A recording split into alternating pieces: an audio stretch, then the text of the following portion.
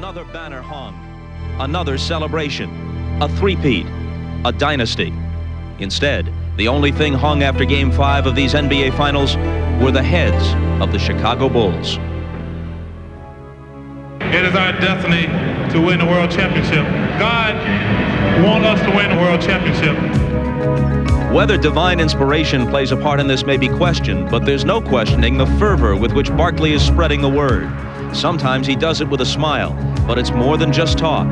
The Phoenix Suns have become much more combative, more sure of themselves, and now they're playing championship ball. Even if the Bulls come out of Phoenix with the title, they will have sweated for it. In the last few games in Chicago, this series has been redefined. The Suns simply will not back down from the Bulls.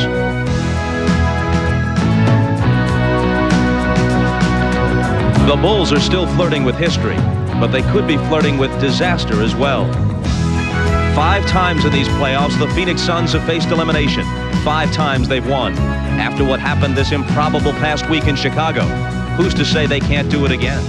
I just believe in my heart that it's just our destiny.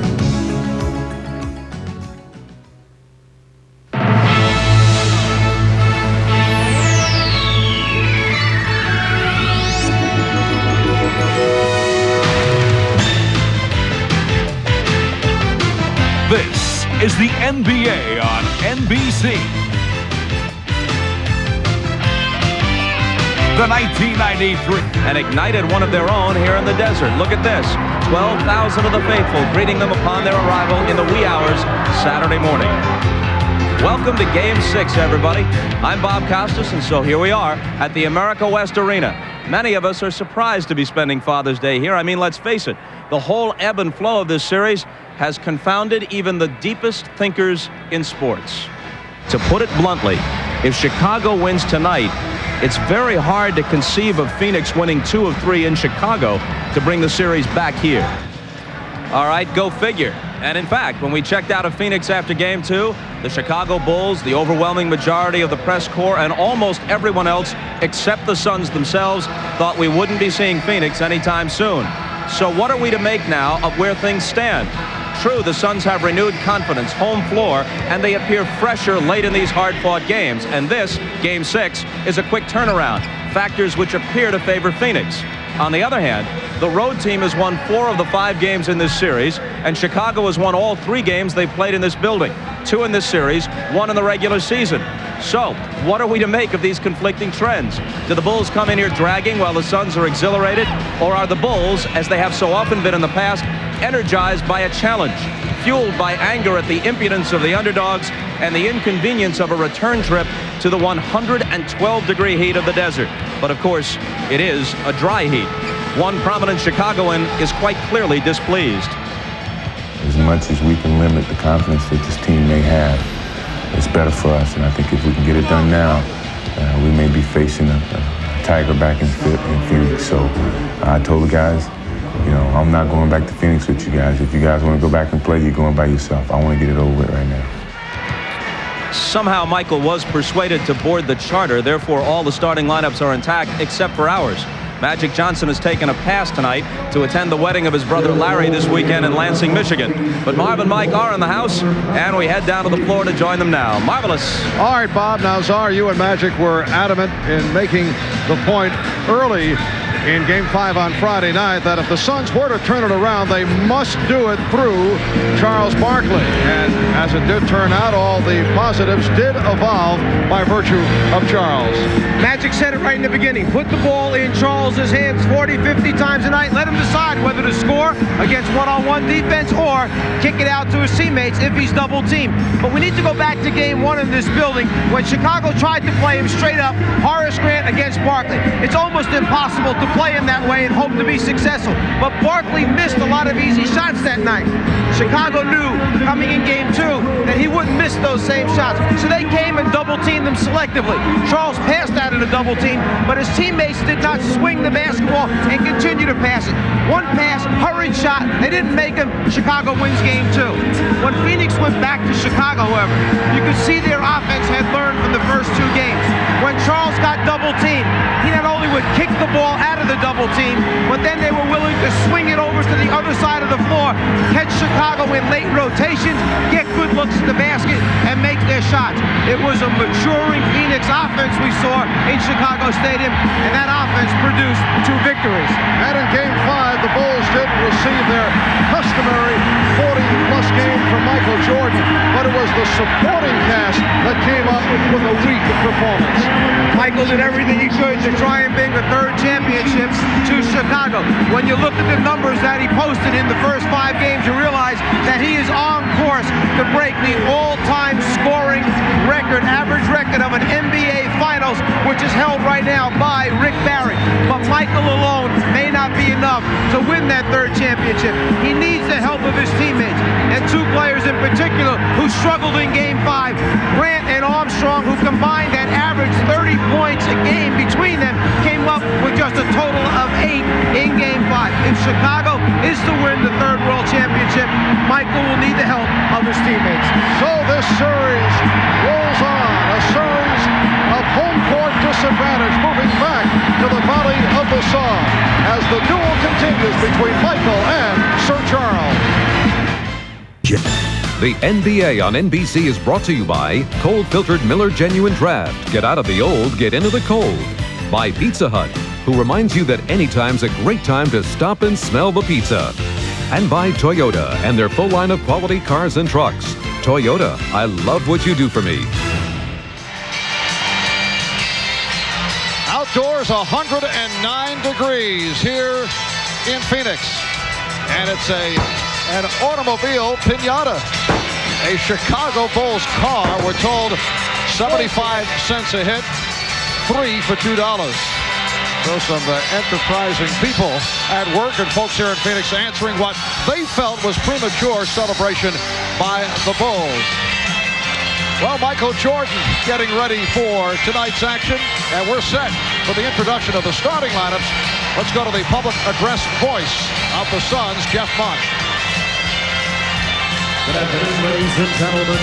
Welcome to the America West Arena and Game 6 of the 1993 NBA Finals between the Chicago Bulls and your Phoenix Suns. Now, ladies and gentlemen, introducing the starting lineup for the Chicago Bulls. At forward from Clemson, number 54, Horace Grant. At forward from Central Arkansas, number 33, Scottie Pippen. At center from San Francisco, number 24, Bill Cartwright. At guard from Iowa, number 10, B.J. Armstrong. And at guard from North Carolina, number 23, Michael Jordan. Chicago Bulls head coach, Phil Jackson.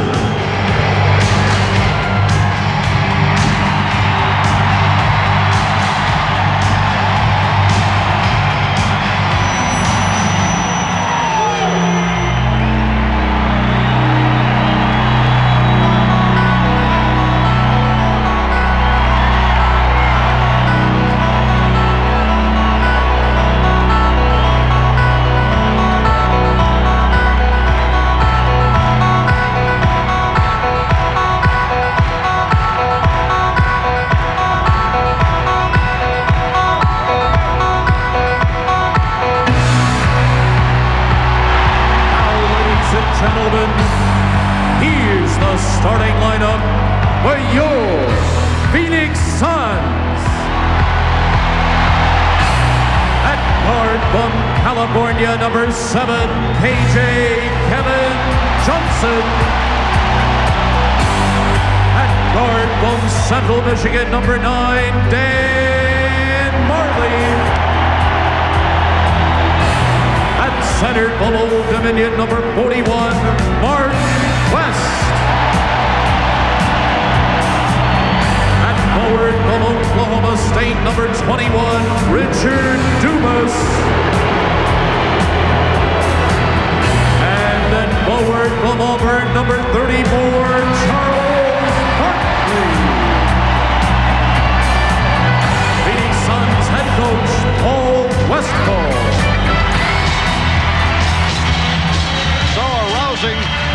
celebration for the Suns here at America West Arena.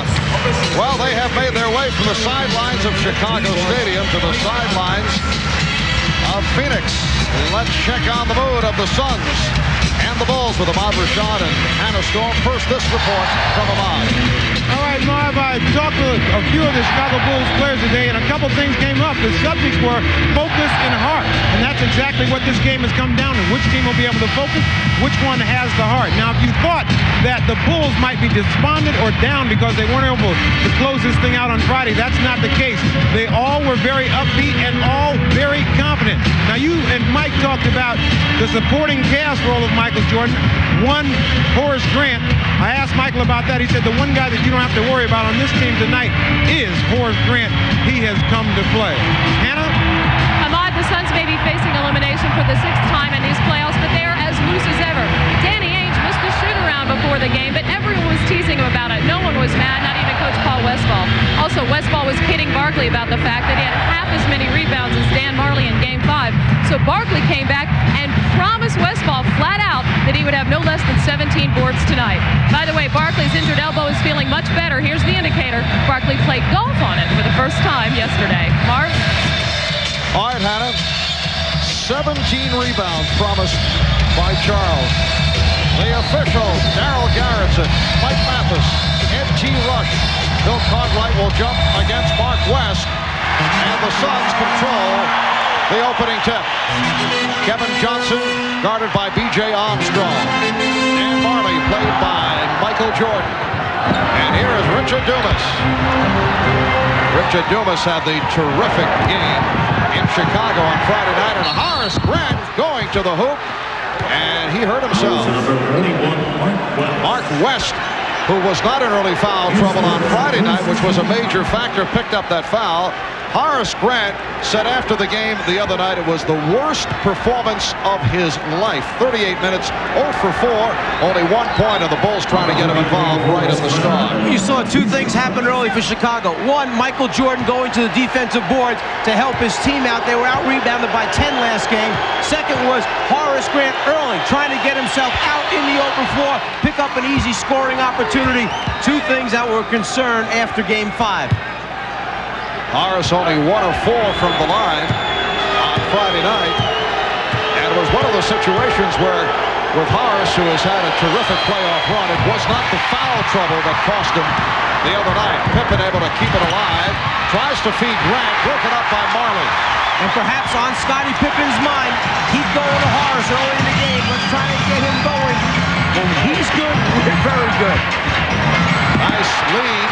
Dumas was rejected by Grant. Good look from Kevin Johnson, but Dumas was stopped.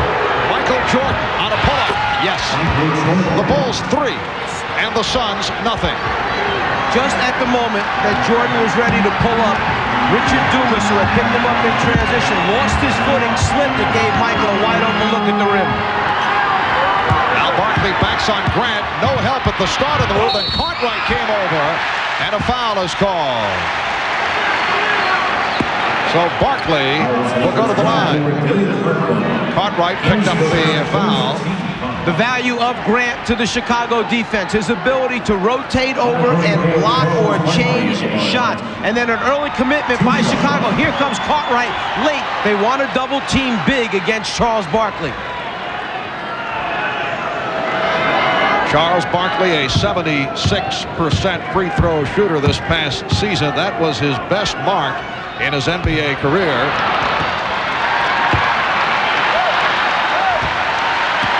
Now the crowd trying to get the Suns into it early. In this series, Charles 35 of 46 from the line for 76%, but he misses on his first two. Dan Marley getting inside. The Bulls 3, the Suns 2. Armstrong played by Dumas.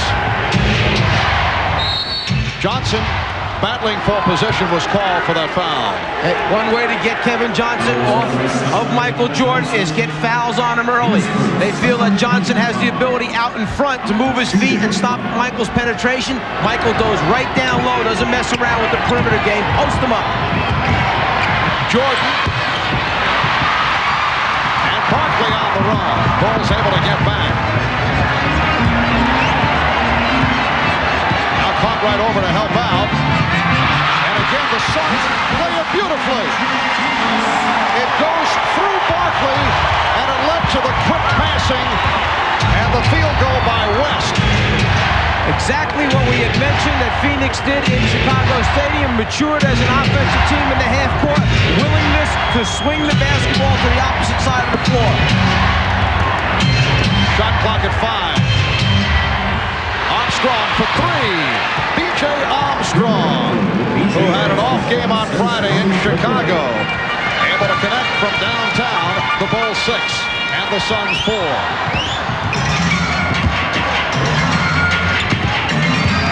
Got the step. Yes, and it counts.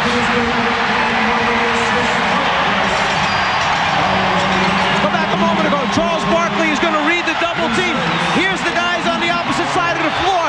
Now can he get the basketball over to him, and are they willing to swing it? One pass, two passes, picks the defense apart.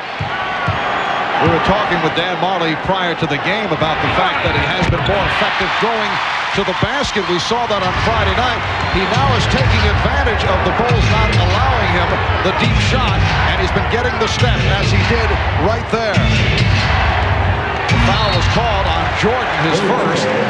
It'll be Chicago ball, 13 on the 24. You see the unusual matchups of Kevin Johnson on Michael Jordan, Marley guarding Pippen, and Dumas guarding BJ. The thought there, two superstars, Pippen and Jordan. Let's take one of them out of it, put Marley on. Pippen, reduce his game. And Scottie Pippen will go to the line as Mark West is called for his second foul. So a quick 2 on West. If Phoenix is to win, Mark West and Oliver Miller will have to play significant minutes in tonight's game. And the guy who must understand this is Tom Chambers. When one of those two big bodies are out there, they block up, they clog the lane, they reject shots, they put a big body against the Chicago team. Chambers is a different kind of player, not trying to take anything away. Well, you can see the way the Bulls have been struggling at the foul line. Pippen hits 1 out of 2 from the line. Bulls 16 for 24 from the line on Friday and killed them 67%, while the Suns were at 81% from the line. The game is tied at 7. Dumas working off the dribble. Now Marley, again not given the room. Shot clock at 6. Barkley stolen by Jordan. Here's Jordan on the run. Jordan loses Barkley, able to steal. Charles did it with a smile, and now Barkley slices through to set up Marley for 3. The hustle by Barkley, and a timeout was called. Smart play by Charles. He indicated the timeout to Darryl Garrison, so he was able to save it. It's a 20-second timeout. When Charles Barkley faces up and starts to put it on the floor, Michael Jordan was the next closest man. Michael's decision, do I leave Marley the three-point shooter and help out? He caught Charles right in the middle of the dribble, but Charles never gave up. Jordan loses the handle. Charles runs it down from behind, even gets a little chuckle out of it. Get possession, call timeout before you go out of bounds. Excellent move by Charles Barkley.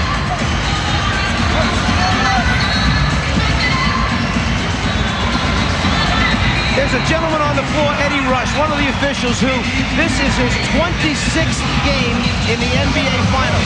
When you get to number 25, you receive a World Championship ring. This man is to be commended for the number of years that he has put both in the ABA and NBA.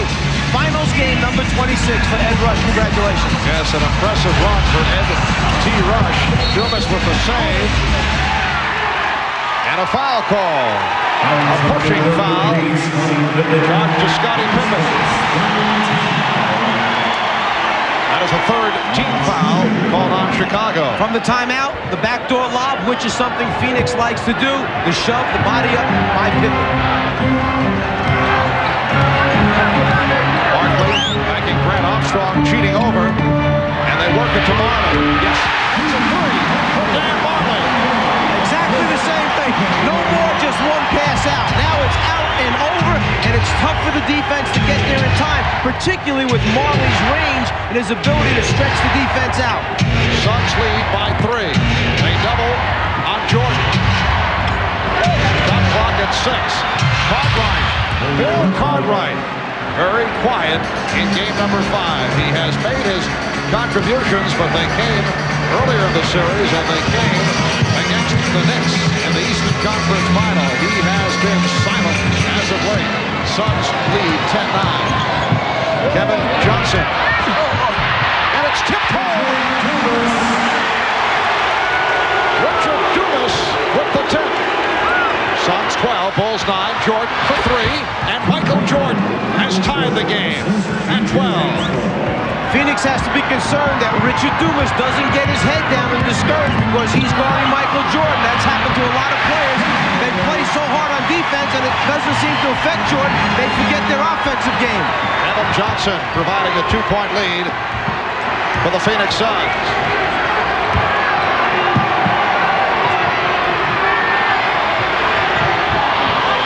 Open shot for Pippen. Barkley for Johnson, goes all the way.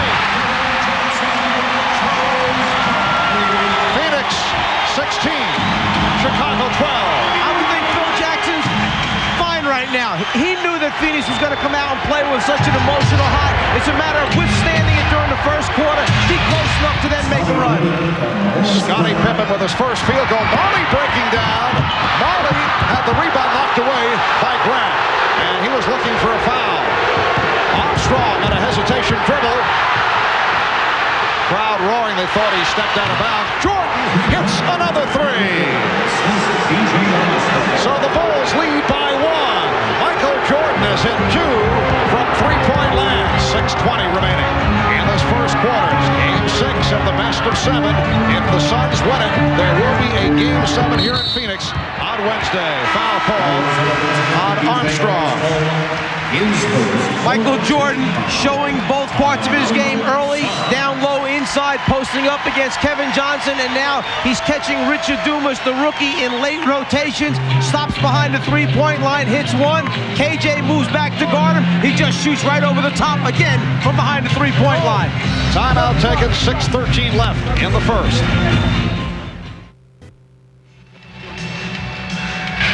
While some Phoenix players felt that Michael Jordan was fatigued at the end of Game 5 on Friday night, Charles Barkley, though, has a different point of view on that matter. We discussed that with Charles earlier. I thought Michael was tired the last game, but you know, the thing that amazes me the most, people want to say, why can't the Bulls hold these leads and what's wrong with the Bulls? Not what's wrong with the Bulls, it's that we got the best team in the NBA. We proved that throughout the regular season, and we're going to keep on proving it. There's nothing wrong with the Bulls. We just had the best record in the NBA, and we've proven that all year that we are the best team in the world. Charles Barkley supporting the Muhammad Ali theory of ultimate confidence throughout this entire series. Honestly believes in his team and that they're going to get it done. Armstrong with the open shot, and the Bulls now lead it 19-16. These two teams have done it differently. All 7 of Chicago's field goals have come from the outside. Perimeter shots as Pippen comes up with the steal. For Phoenix, 5 of their 7 field goals have been layups or dunks. Oh, hard foul given by Oliver Miller. And Scottie Pippen is shaken up. There's no question that Phoenix liked what they saw in the last game about their physical defense. There's no way that they're going to allow Chicago to get to the rim for easy dunks and scores. Oliver Miller checking in a moment ago, replacing Mark West, and here's Scottie Pippen to the foul line. The Bulls having their problems once again at the line. You have to look at it this way. Between your 2 centers, and I'm talking about Mark West, Oliver Miller, you have 12 personal fouls to give up. Then you have Tom Chambers, a different type of center who can come in, use up 6 more. 18 personal fouls, don't let them get easy scores. Bulls shooting very well, though, from the field here in the first quarter. They've hit on 7 out of 9, and they lead it 20-16. Dumas, Barkley, Miller up front, Marley, and Johnson at the guards. Now single coverage on Barkley. Here's Dumas. Well, Dumas has been off. And the changeup by Chicago. No Bill Cartwright double teaming. That time Michael Jordan came on the double team. Jordan coming late after Barkley was able to back into position. Here's Pippen.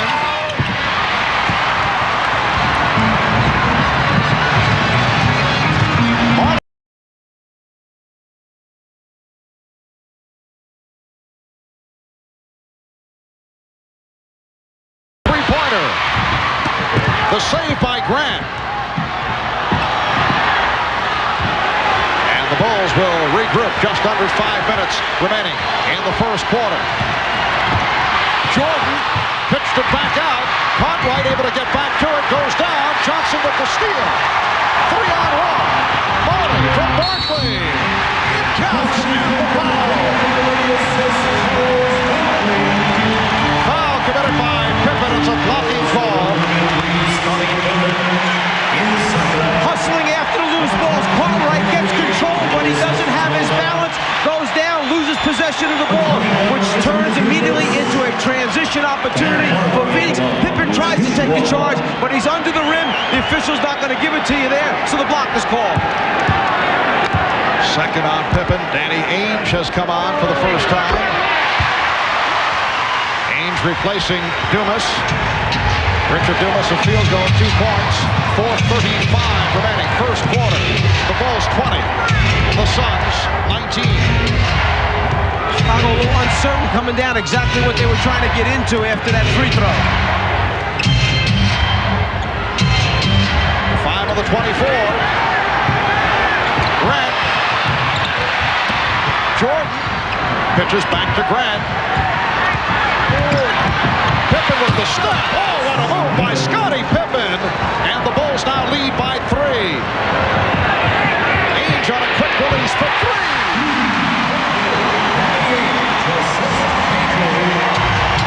Ainge has tied the game at 22. Armstrong for 3. B.J. Armstrong hitting on his second three-pointer from the very same spot. It was Danny Ainge that left B.J. Armstrong, came over and closed the lane down so that Jordan couldn't penetrate and finish the play. Michael kicked it right to the deep left corner where B.J. makes a living by floating to the spot-up area. Nice pass. Miller blew the shot. Bulls with a 3-point lead. Pippen with the spin.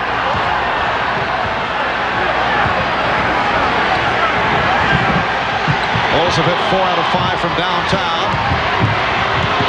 Jordan went to the crossover. And Barkley leads a 4-on-3. Fouled by Jordan. It's a blocking foul. That is his second. Back a moment ago to Chicago on offense. Pippen. Oh, the great pass by Charles Barkley. You've got to try and dunk and finish the play. Jordan trying to step in to steal it. A little bit too much body in there. And Barkley will go to the line. The Bulls are over the limit. Michael Jordan was able to strip Barkley earlier and was looking to do the same. That led to the foul call at center court. Now Phil Jackson takes a timeout. 3:09 remaining in this first quarter. On offense, Scottie Pippen realizes that Miller can't move his feet. It's a matter, can he elevate over Charles? He certainly can.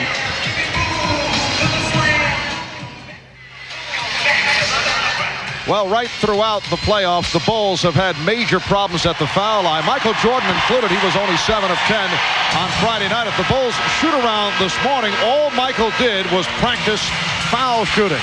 Friday night, Bulls 16 of 24 from the line, and off to the slow start today at 3 of 6. We talked about that with Coach Phil Jackson. There's some people on this team that aren't going to shoot better than 70%. If they get foul shots, we got to make the most out of it. Rebound offensively off the free throw line, do the best job you can. The guys that are shooters that can shoot that 75 plus, concentrate, go up there, use all the fundamentals that you have.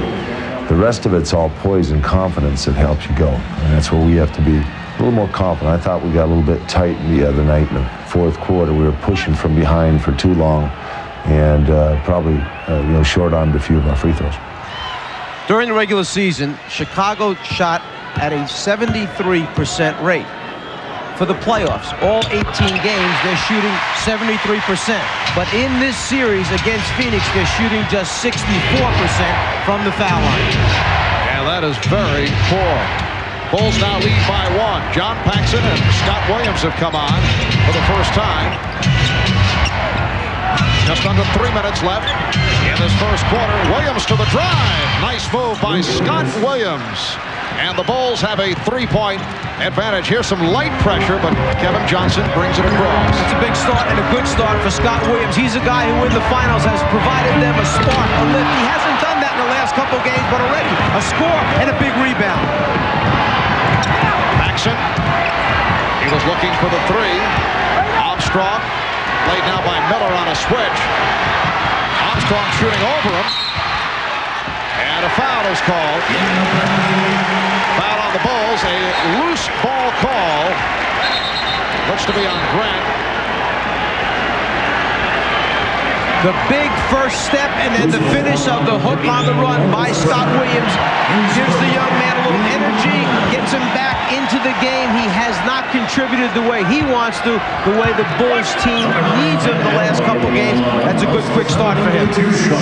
And that last foul was called on Horace Grant. Chicago over the limit, so it puts Marley at the line. And talking about Marley, there's another man who in Game 5 came up with 11 points already here in Game 6. 12 points for Dan Marley. Including 1 from 3-point range. In Game 3 in the triple overtime, these two clubs combined for an NBA Finals record 14 three-pointers. They already have combined for 6 in this first quarter. We come up on 2 minutes remaining in the quarter. Jordan, yes. And Michael Jordan has 10 points. The Bulls 29 and the Suns 26. Both clubs shooting well. Michael Jordan saw the double team coming from the top, the foul line area. What he did is he turned immediately to the baseline away from the double team so it wouldn't affect his shot. He knows he can jump over the top of Kevin Johnson and get a good look. Barkley. Charles continues to struggle from the outside. That's where the Bulls like to see him shooting from. A good position by Williams, but he was rejected. Miller with the block. Barkley felt the contact. Phoenix felt there should have been a foul in the backcourt as Kevin Johnson went down. They get the call up front. Armstrong fouling Barkley. When Michael Jordan gets into this area and posts up, the double team is going to come from here. What he does immediately is turn away from it towards the baseline to get the shot off. If he turned to the middle of the lane, he would turn right into the double team. Instead, turning away, he gets a good look. Michael Jordan with 10 points, leading the Bulls. Dan Marley leading Phoenix with 13. Barkley only 2 out of 4 from the line. Number 21, Richard Hughes, returns to the Suns lineup. And now B.J. Armstrong will sit down. Trent Tucker comes on for the first time. B.J. 3 out of 4, including 2 3-pointers for 8 in all. Notice Charles Barkley does not have the pad on the sore right elbow, so obviously it is feeling much better.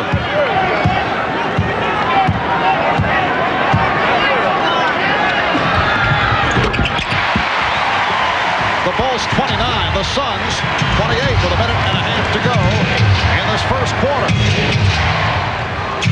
Marv Albert along with Nazar, the illustrator, Mike Fratello, Ahmad Rashad, Hannah Storm, Tucker for 3. Trent Tucker buries the 3-pointer. So sit the league's best 3-point shooter down and B.J. Armstrong bring a guy in like Trent Tucker who does the same job, puts 3-pointers right in the bottom of the net. Chicago 5 out of 6 from 3-point territory. They lead by 4.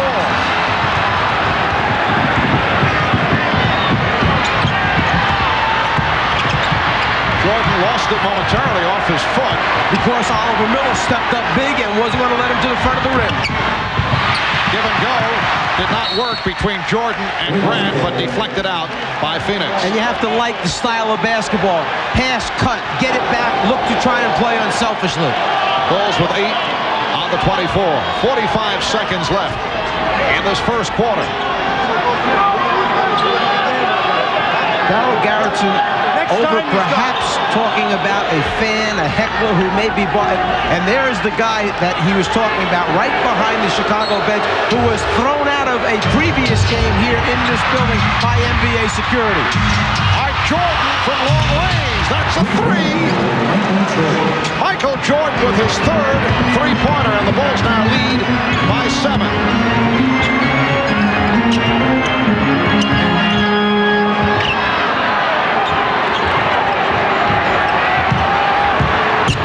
Barkley works inside off the double team and went to the fadeaway. Rebounded by Grant. The big double team. Grant and then Williams coming over. Just like early in the game when Cartwright came to double team. Chicago changing up the people that come. That big one effective against Charles Barkley. Final seconds of the quarter. Here's Paxson. Yes, it counts. John Paxson with a buzzer basket concluding this first quarter. And the Chicago Bulls with a good run to end the quarter. They lead the Phoenix Suns 37-28. You work on dribble penetration, meaning try to draw 2 defensive players off the dribble. There's one double team off the dribble. It draws Dumas. He should never have left Paxson alone for an open shot to end it. John Paxson's not going to miss many of those. A hot shooting first quarter for the Bulls, 14 of 22 for 64%, and they finish it up with a 10-2 run.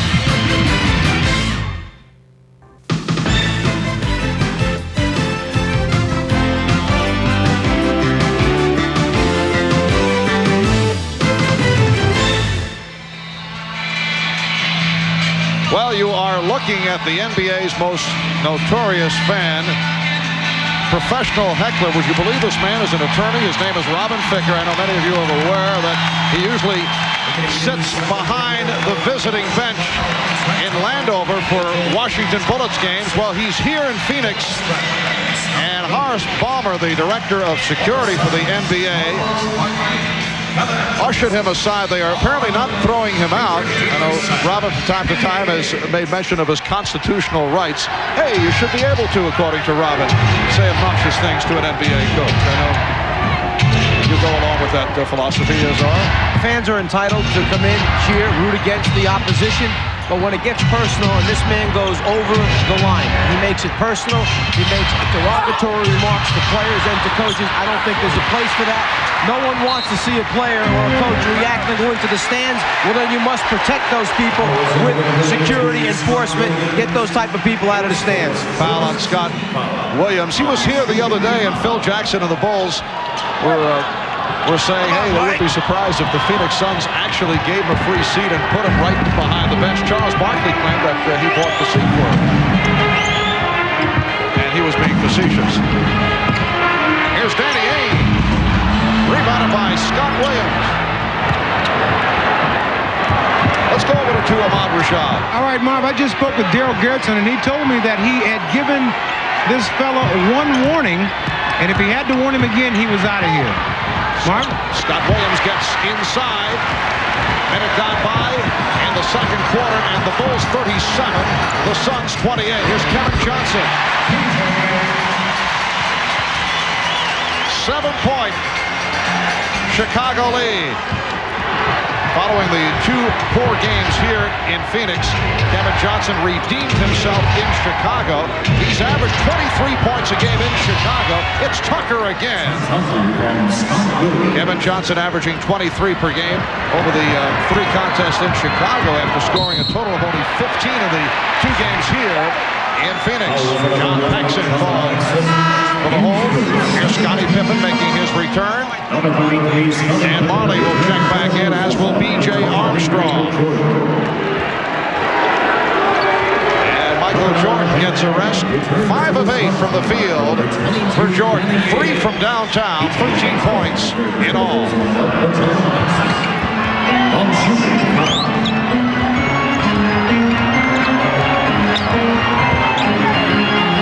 Johnson using the screen.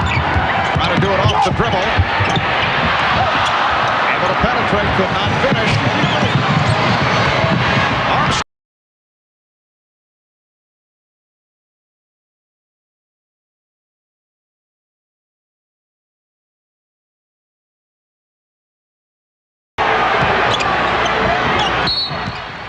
committed by Dumas, trying to slap the ball away. You can see a sharpness, a crispness to Chicago's half-court offense. Timeout taken, 9:53 remaining. First half. The NBA on NBC is brought to you by Jeep and Eagle, official vehicles of the NBA. By Visa, it's everywhere you want to be. And by Burger King, where you can always get it your way right away. I love this place. Early last week, Phil Jackson made it clear that he was hoping the Bulls would wrap it up in Chicago because, you see, he had these tickets for a Grateful Dead concert, which was taking place over the weekend at Soldier Field in Chicago. And here's the reaction by Danny Ainge after the Suns were able to bring the series back to Phoenix. Said, well, we were motivated to keep Phil Jackson from that Grateful Dead concert, but that was for his benefit. I asked Phil about it before the game. He said, well, his wife and the kids did enjoy the concert back in Chicago. Bulls lead by 9. 9:40 remaining in the second quarter. Scottie Pippen. Rebounded by Scott Williams. Yes, and it counts. There's the active Scott Williams that the Chicago Bulls team needs coming off the bench, asserting himself on the glass. You would say playing big around the boards, goes after it. He has great hands, the strength, forces his way back up to score the basket, and now the free throw opportunity.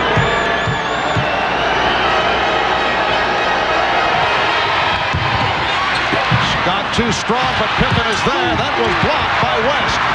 3-on-2. Barkley for 3. And again, it's Williams on the rebound. Scott Williams has been an enormous factor off the bench. Bulls lead by 11.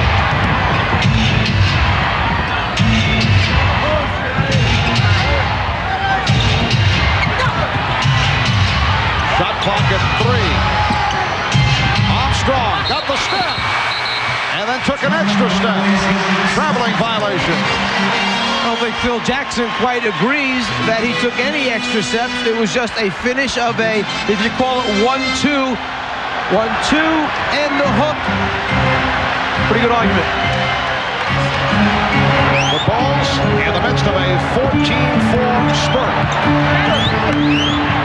Barkley. And it will be Phoenix ball. Charles Barkley is 0 for 4 from the field. 4 points for Barkley, 1 point for Grant. All of Barkley's scoring coming from the foul line. Now Stacey King will come on, replacing Horace Grant. When you have a player like Horace Grant who matches up against Charles Barkley, you understand that at the end of the night, if you're looking at points, there's going to be a differential probably in favor of Charles Barkley. But what you want is, you want the differential to not be real big, like the 28-1 differential. Marley, 15 for Marley. Chicago leading 41-32. Johnson pressing Armstrong. King, Williams, Pippen up front. Here's Tucker. Trent is on fire. When he takes that shot and hits it moving to the left off the dribble, you know that he feels the touch. What a move by Kevin Johnson. The Bulls now lead 43-34. Phoenix not giving Chicago's defense a chance to set up, get it in after score, get it right back at him. Scottie Pippen trying to go glass. Danny Ainge with the rebound. Ainge for 3. Yes. That is his second three-pointer. The Bulls 43, the Suns 36.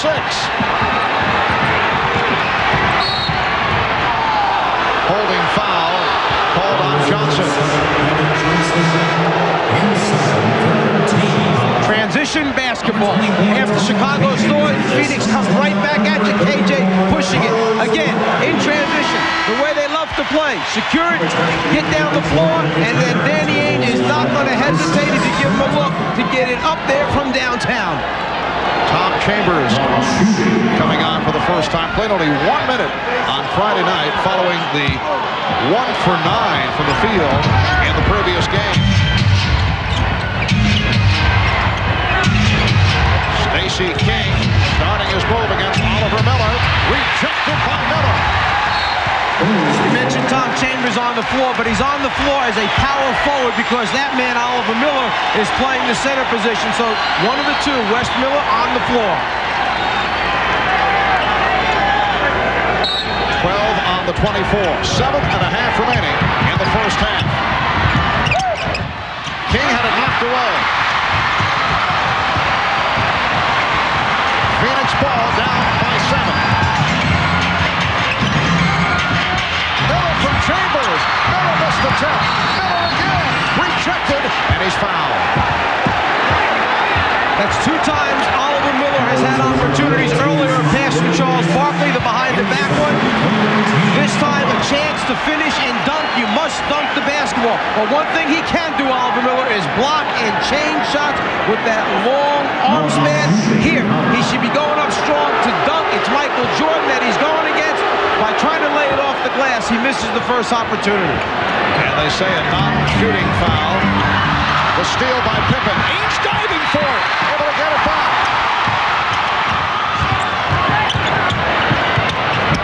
Chambers. Yes. So the Suns coming back at the Bulls, who now have Michael Jordan back on the floor. They've cut it down to a 5-point. Chicago lead. Jordan lost it. Johnson made the play. And Jordan could hold on. Kevin Johnson staying low to the ground, gets those hands in there, as coaches say, gets the deflection.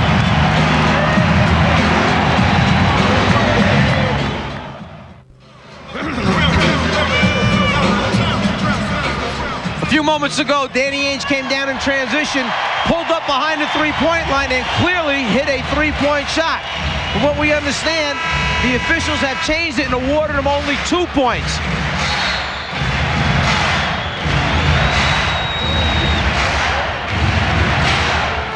Scramble, madness, loose ball, bodies on the floor. Toby was doing too. And Danny Ainge of the Phoenix Suns, only the 5th player ever to play for 3 different teams in the NBA Finals. Ainge joining the likes of Wilt Chamberlain, Clyde Lovell, Larry Faust, Max Zaslavsky. Danny Ainge, a member of 2 Boston Celtic championship squads. Bulls lead it by 5. And Miller was pushed. Foul call on Cartwright, his second. Paul Westphal now has a front line of Miller, Chambers, and Marley, Ainge, and Johnson in the backcourt.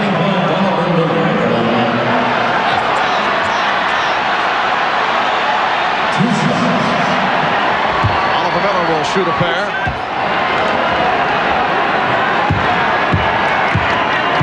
Oliver Miller making his first appearance at the line. He's a 71% free throw shooter. Oliver Miller, a player who has slimmed down to about 285 pounds.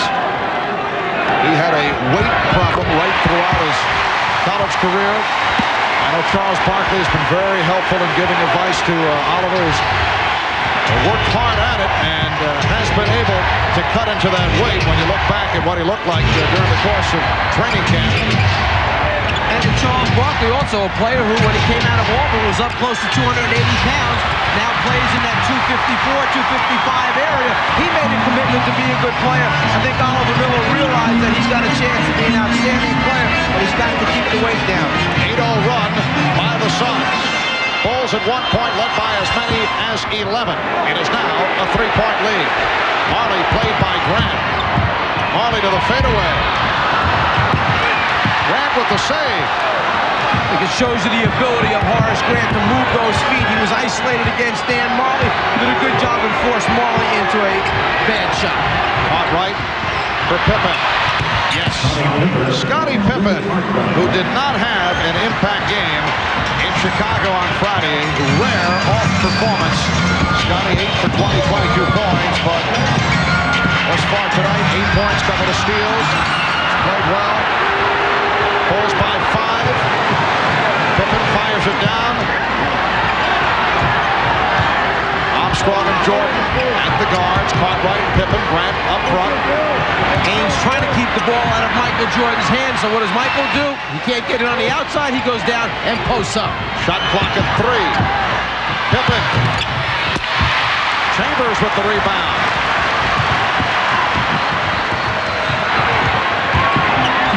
Kevin Johnson. And a loose ball foul called on Chambers. If Michael can't touch it, then he can't shoot it. Danny Ainge trying to deny it without the basketball, so Michael goes down into the box area, waits for the team to reverse the ball, get it to him in that scoring position. Here's Charles Barkley returning, replacing Oliver Miller.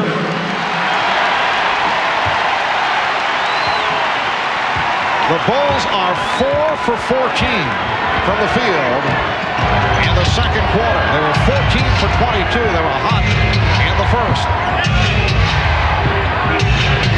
Barkley now guarding Cartwright, and Cartwright looks to post him up. The ball awarded to the Suns. I see two teams out here, Marv, that because of the emotion of the game, the heat in the building, and the pace of this game are dragging a little bit right now. They're searching for that second win. And outdoors, 109 degrees in the Valley of the Sun. 4:20 remaining, first half. Chambers with the step. Oh, goes to the reverse.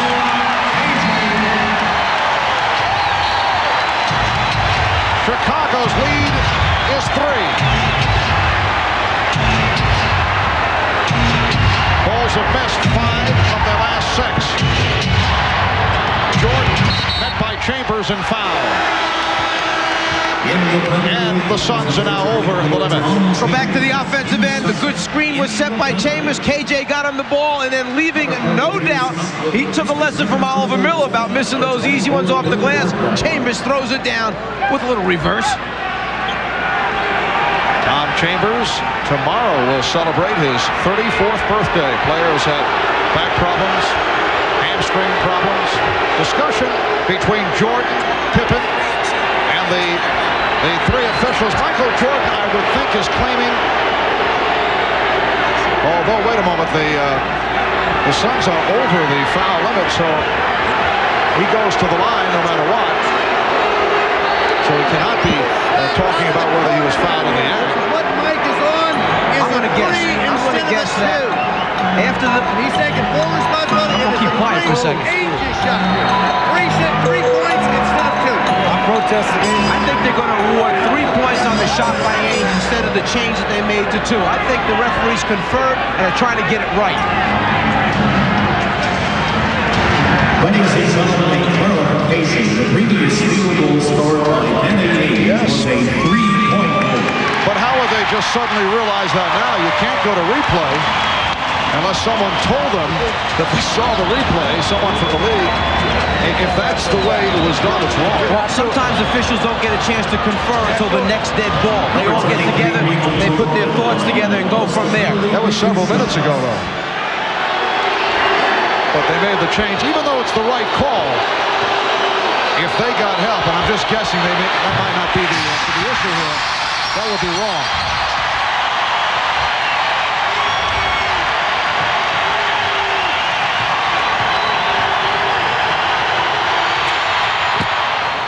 So the Bulls with a 2-point lead.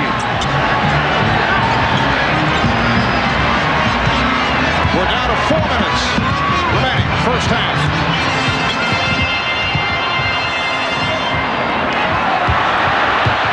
Barkley backing. Barkley gets inside. And that is his first field goal. The Bulls lead by 1. Armstrong passed on the shot.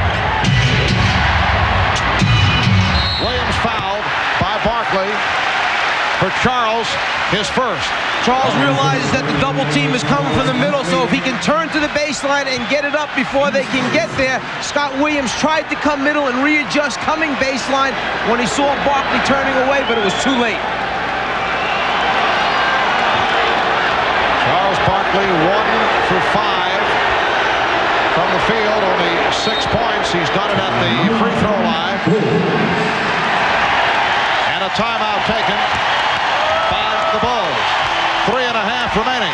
First half, it's Chicago by 1. Okay, coming up on the Prudential Halftime Report, we'll be joined live by NBA Commissioner David Stern. Plus, we'll get Quinn Buckner's thoughts on the first half between the Bulls and the Suns. That's at halftime. Now we send it back to the floor. And here again are Marvin Mike. All right, Bob. Good run here by the Suns, trailing by as many as 11. And they are now within 1 point. Let's go back to that controversial call. Danny Ainge pulling up from behind the three-point line. Daryl Garrettson came over to us just a few seconds ago, explained what had happened was Mike Mathis went over and said that he had given a wrong signal indication.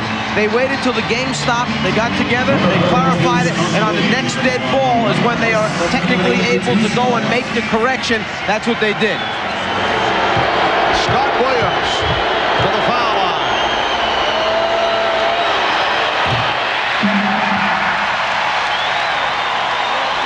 Chicago is 4 for 10 from the line.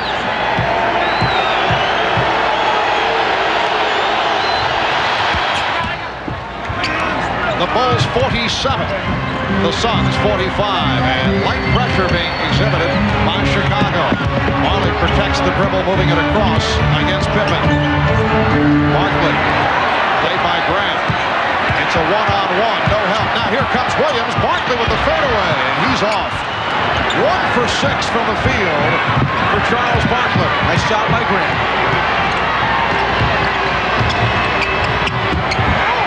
Williams got a back tap. Johnson with the cutoff.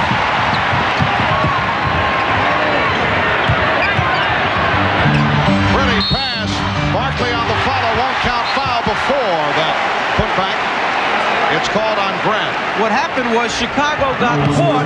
5 offensive players for Phoenix against 4 for Chicago, because after Scott Williams made the strong move to the basket and no foul was called, he laid on the floor.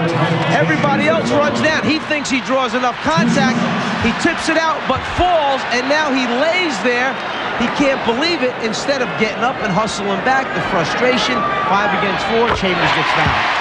Tom Chambers, an excellent foul shooter, 84% for the season.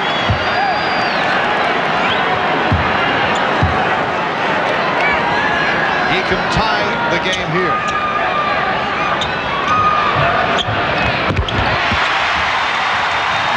Phoenix Suns and the Chicago Bulls are tied at 47.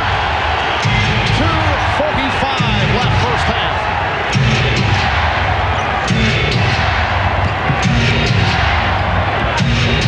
Jordan looking to post up.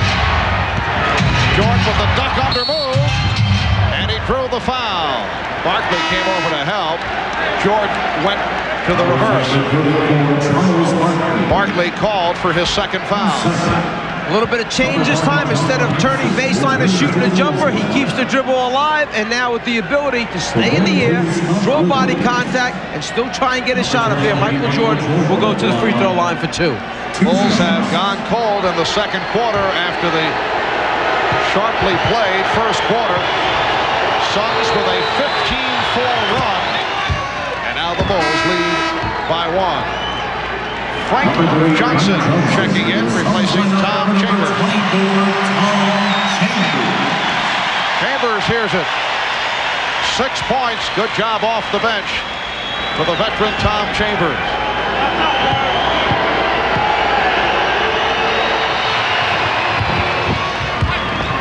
The Bulls lead 49-47. So once again, Paul Westphal going with both Kevin Johnson and Frank Johnson on the floor at the same time, but it's Danny Ainge handling the ball. Jordan over to help on Barkley. Good job by Pippen on Marley. Shot clock out of 2. Frank Johnson got inside. Excellent defense that time. Chicago double team.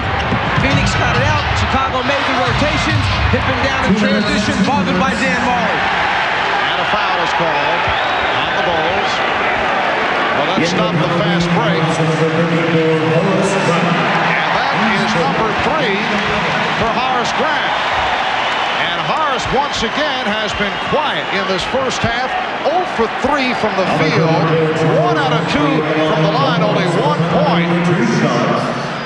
What happened was Chicago came out shooting the ball so well from the perimeter that they really didn't have an opportunity to get Horace involved down low. They made a lot of perimeter shots that were going in. And remember we said last game, when you live by the sword, you die by the sword. If that fatigue eventually catches up with you and you continue to shoot jump shots, you won't make them as well in the fourth quarter. It could be a problem. And Scott Williams will replace Horace Grant, who has accounted for only 2 points the last 6 quarters. So when you're struggling with offense, you do other things. You rebound, you play defense, you block shots, you change shots, you run the floor, you set screens. Horace Grant knows that. He'll work his way out of it. Barkley 5 for 7 from the line. Suns and the Bulls tied at 49. Just under 2 minutes remaining, first half. This game 6 of the best of 7. Pippen with a beautiful move, and he's given Chicago a 2-point lead. The Bulls hoping to wrap it to make it 3 in a row, preventing a game 7 here on Wednesday. And the Suns looking to tie the series at 3. Barkley draws the double team. Here's Ainge, way off of that 3-point attempt. Last time down, a little cat and mouse game between Marley and Pippen. Marley kept backing up, hoping that Pippen would shoot the jumper. Instead, Pippen took it right to him, just like B.J. Armstrong did in transition for Chicago. And that is 3 on Barkley.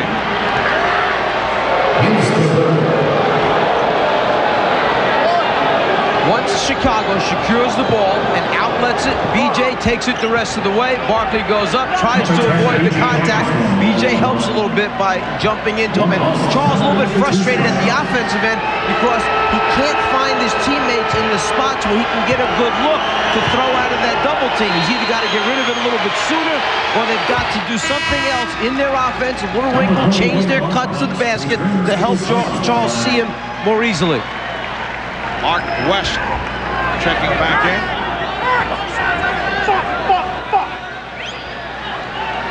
Bulls now lead by 3. Phoenix assistant coach Scotty Robertson made the point the other day. He thought it was a blessing in disguise when Charles Barkley suffered that injured right elbow in game 2 because it forced everyone around Barkley to get more involved. But I don't think they were too pleased about Charles picking up a 3rd foul. They are keeping him on the floor. But there is truth in that with Charles not able to go at his usual pace. Other players were able to step up. And a loose ball foul is called. It's on West. And that is 4 on West.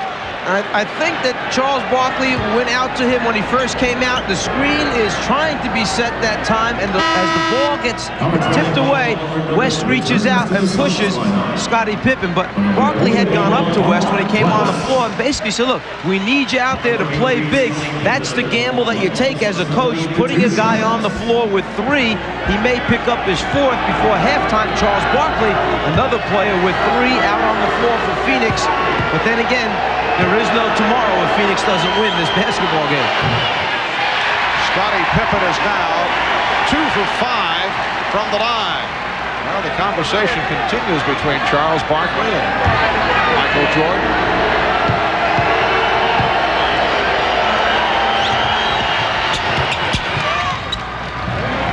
Chicago 54 and Phoenix 49.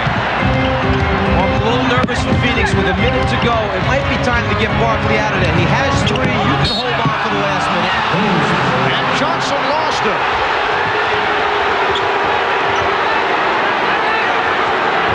In particular with Mark West coming back, and you know Paul Westphal will be second-guessed on that. And West picks up a 4th foul.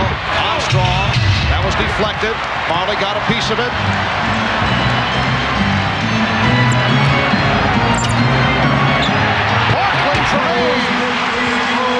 Barkley lost Williams, and Ainge saw it all the way. Just like I said, leave Charles Barkley on the floor. That was only his second field goal. Chicago leads by 3. Half-minute left, first half. Here's Pippen. Not even a challenge that time. Smart by Charles Barkley. Let him go. He got you deep enough. If he makes it, he makes it. Don't challenge and pick up the next foul. 13 points for Pippen. Phoenix will hold for a last shot. 15 seconds left in the quarter. They are down by 5. 5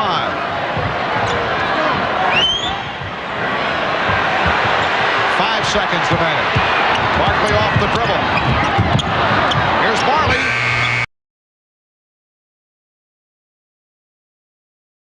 Halftime here at the America West Arena in Phoenix. The Chicago Bulls leading the Phoenix Suns 56-51. Bob Costas coming up with the Prudential halftime report. We'll be back in a moment.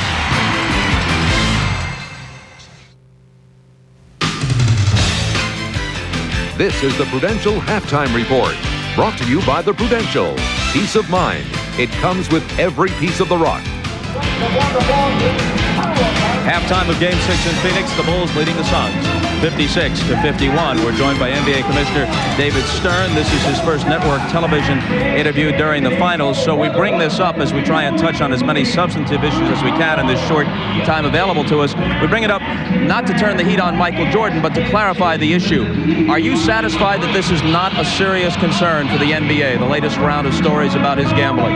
Yes, I am, but it's raised a good issue, and I think it's something that we have to be, I think, very cognizant of in the course of the summer, not for Michael, but for dealing with the questions our fans have raised about our players, and we're looking into a lot of related subjects on gambling per se. How can it not be a serious concern if the most prominent figure in the league is involved persistently in high-stakes gambling? Well, what's your debt structure, Bob? How much money do you owe? It doesn't make any difference. I don't represent the NBA. I'm a reporter. But I'm not about to... Well, no, you represent NBC, but I'm not about to go about and see how much our players owe. I don't think they should owe it to the wrong people. And I have to know more about Mr. Esquinas, whose book you did an infomercial for some time ago. Are you planning to speak with Mr. Esquinas? Yes, we're involved in a series of investigations on the subject. Speaking of books, Bob Green, a very respected reporter, wrote a book with Michael Jordan. Quoted Michael as saying that after the allegations arose concerning his gambling and checks were found in the hands of pretty clearly unsavory characters, right, Slim Buller and others, he was called into your office. Michael characterized the 2.5-hour meeting as being about a half-hour worth of substance and the rest just for show, so it could look like the NBA was being tough on him, and right, he assured the league that there were no other checks out there, nothing else bouncing around. That turns out perhaps not to be true now. He assured the league that he understood the gravity of the quality of his associations. We had quite a conversation on that subject. It probably didn't have to take more than 5 minutes, but it took considerably more than that, and we got certain assurances from him on that subject, and we'll be following up with him on that. There's a perception out there, not unanimous, but a perception that's somewhat widespread, that the league is reluctant to discipline Jordan. Is that your perception? No, it's a perception that's out there that you I don't hear. deal, there are too many times in the course of these finals when people have said, I don't say, but they say. He says, and there's a perception. The perception is that this league takes care of a variety of problems, and a good question has been raised about gambling. I have a concern, but the problem is morals have changed in the last 30 years or so. 40 states promoted. We've got casino gambling all over. And that perception that you talk about is fueled in part by people saying that players shouldn't even frequent casinos. Well, that can't be. It's legal, and I'm not about to go rushing off to enact a series of rules. Not all high-stakes gambling is legal. That's true. So it could be a possible concern. And let me clarify here. No one wants to put excessive heat on Michael Jordan. He is a good guy as well as a great player. And most people are sympathetic to the invasion of privacy issues, the extraordinary scrutiny he's under, the fact that people can exploit his name and the names of others in similar positions. But somewhere within all this tabloid stuff, there is a legitimate issue. Yes, I agree. The legitimate issue is the association of players and the question of who they associate with and what it does with respect to the league, and what steps the league should take to deal with that subject. I'm just a little sensitive on the subject of the course of perceptions. I mean, we try to deal very directly with a number of concerns here, and we'll deal with the issue of gambling as well. And you're satisfied the message has been received by Michael and others? I'm satisfied. You know, if it's a good message, whether it's with your family, your kids, whatever, you have to keep delivering it. And we, with our Players Association, will be dealing with this in the course of the summer, and I'm sure for some time to come. Our time is short here. Are any changes planned in the lottery system with Orlando winning back-to-back? Which was always mathematically the same chance, but it happened to be the same team consecutive years. There are two things that people are talking about amongst general managers in the league, and like I've heard a couple of ideas. One is sort of, I think they'll call it the Orlando rule. You can't win back-to-back. A little late for that. And the other is to perhaps weight the lottery a bit more. Instead of 1 out of 66, someone make it 1 out of 6,000, but maybe 1 out of 166. But some different weighting amongst the teams would appear to be in order. Last question, real quick. You put in new rules against violence. That's a concern. Is trash talking a concern, or is that just a colorful part of the game that you shouldn't legislate against? Well, like as with everything else that we do, it's an issue, and I think it's something that we've been sensitized to. We'll see where it leads. Everyone said that the trash talking was leading to violence. I think that wasn't the case. I think that we've dealt with the violence issue in a pretty good way, and we'll just keep an eye on both that and trash talking as next season develops. Commissioner Stern, thanks a lot, and as we say so long, across the board, congratulations for the general standing of the league. I mean, this is an all-time high. Everything this whole past year has been a dream. That's a setup. I love this game. Thank you, and it was brief, which we appreciate also. Up next, Quinn Buckner joins the proceedings as we take a look at tonight's first half after a message from Prudential and a word from the NBA.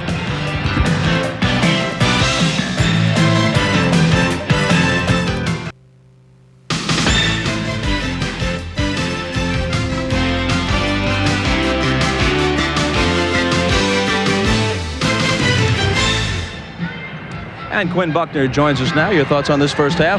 Well, I thought that the Bulls came out. They were much more focused than they have been in the past. And I think when you know that, they've been aggressive. By that kind of aggressiveness, I'm talking about Michael Jordan. Michael decided to take the team, put it on his back. What he wants to do is really be active, taking the ball to the basket. Right here, you see the help here and here. This is Kevin Johnson, B.J. Armstrong. Right here, when Michael penetrates, you see the help coming. B.J. Armstrong gets open for one of his three-pointers. Trent Tucker got open. But it's that kind of penetration, aggressiveness you need. Now, Chambers on the other side, if you look at what happens with Phoenix, came in, and he was a guy that played 1 minute in the last game, but now he is comfortable with what he needs to do. He has to stay active. He is one of the most active big men, and I thought he made a good contribution in that regard. Charles Barkley clearly not making his usual contribution, and yet the Suns are only down by 5, so they hang in. Well, I thought the Suns did a good job of what they want to do. They want to run the ball up the court. They were running after makes, which is really important for Phoenix. Remember, they were the leading scoring team in the NBA this year, so scoring after makes is big before Chicago can set up their defense. All right, we look forward to the second half. Right now, it's the Bulls over the Suns by 5, and we'll get back to Marvin Mike right after these messages from your local station. This has been the Prudential Halftime Report, brought to you by the Prudential. Peace of mind. It comes with every piece of the rock.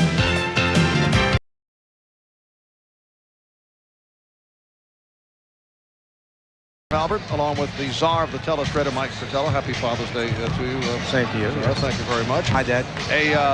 A high total of three-point field goals in this first half. 9 in all, 6 by Chicago, 3 by Phoenix, including a controversial three-pointer for Danny Ainge. It came as Ainge came down, and the officials were looking to get in their position. On the baseline is Mike Mathis, who gets the best look of Ainge coming at him, and he will decide if Ainge is behind or in front. You see his arm go down. That signals two-point attempt. He meant to put both arms in the air to signal the three-point attempt. He made a mistake. Again, you'll see in the bottom of the screen, there's Mathis with arm down. On the next dead ball situation, when the officials could speak to each other, Mathis went up to Darryl Garretson and explained he gave the wrong hand signal, which Garretson interpreted as a 2 rather than a 3. That is correctable. You can change that before the quarter ends. On the next dead ball, they went over to the table and awarded 3 rather than 2 points. All right, right here, let's go over to Hannah Storm, who has Phoenix coach Paul Westphal with her. Hannah? Paul, you guys did a great job handling the double team on Charles Barkley early in the half, but it looked like towards the end of the half that you had some trouble executing against the double team. Do you look for some adjustments there? Yeah, the big adjustment is Charles is going to try to go a little quicker and try to score this half. It's time for him to score some points, and I expect him to have a big half. Okay, now you have also done a nice job defensively clogging the lane as you did in Game 5, but their three-point shooters have gotten loose. They're 6 of 7 from three-point land, so how do you defend better against that shot? Well, we have to keep clogging the lane and making them shoot outside. We need to close out a little quicker and make those guys rush their shots a little bit. If they can make 6 out of 7, they're probably going to win. Okay, Paul, thanks. Have a good second half. Okay. Marv? Thank you, Hannah. Here are today's Miller Genuine Draft halftime statistics. Chicago 20 of 42 for 48%, although Michael Jordan did not have a field goal in the second quarter, only 3 points, all from the foul line. Phoenix 17 for 41, 42% shooting. And that three-point category, Chicago 6 for 7 from downtown. And Phoenix 3 of 7. It's the Bulls by 5 as we head to the second half in Game 6 of this best of 7 NBA Final Series.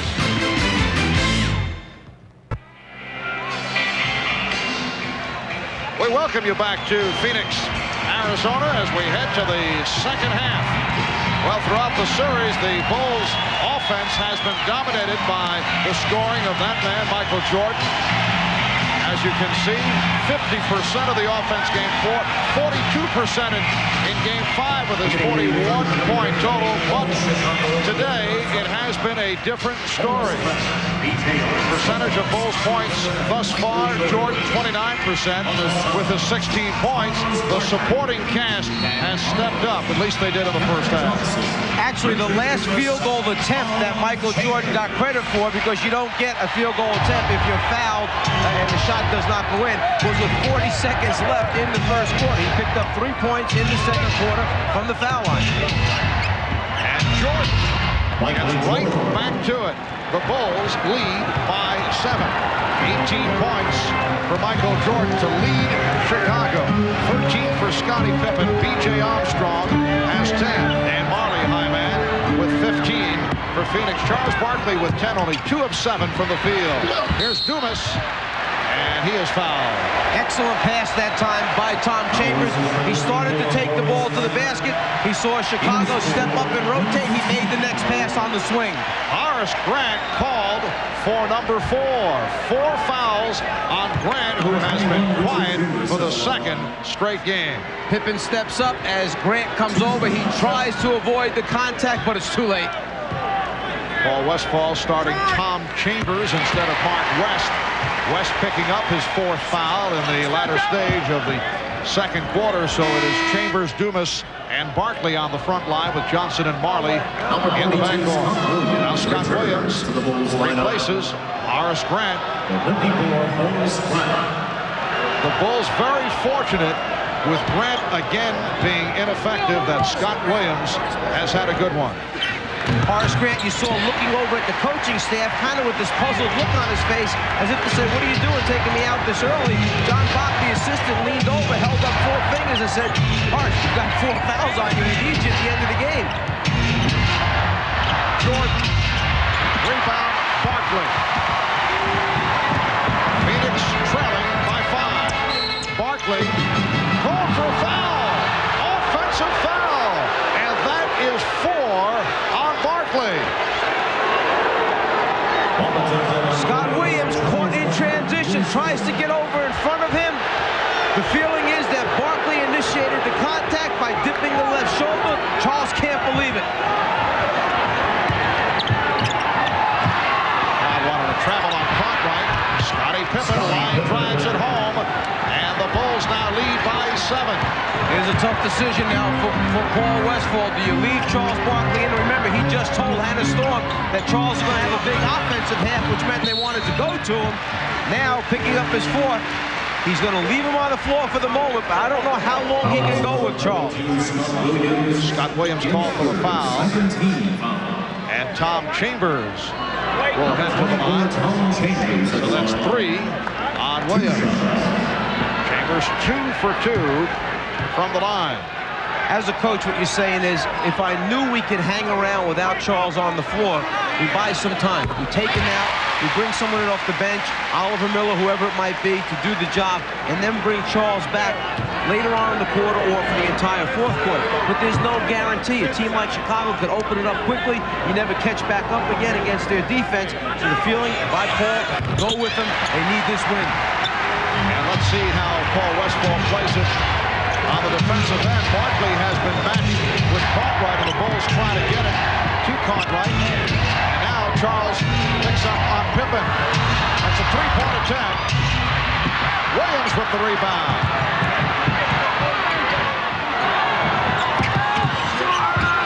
Armstrong for three. B.J. Armstrong hitting on his third three-pointer. The Bulls now lead by 8. You see a smart veteran Chicago team. They came down and saw that Charles Barkley was playing Scott Williams, so what they did is they played pick and roll with Pippen and Williams, knowing that Charles would have to switch on to Pippen, so he would try to pick up another foul. Chambers knocked away from Cartwright. It'll be Chicago ball.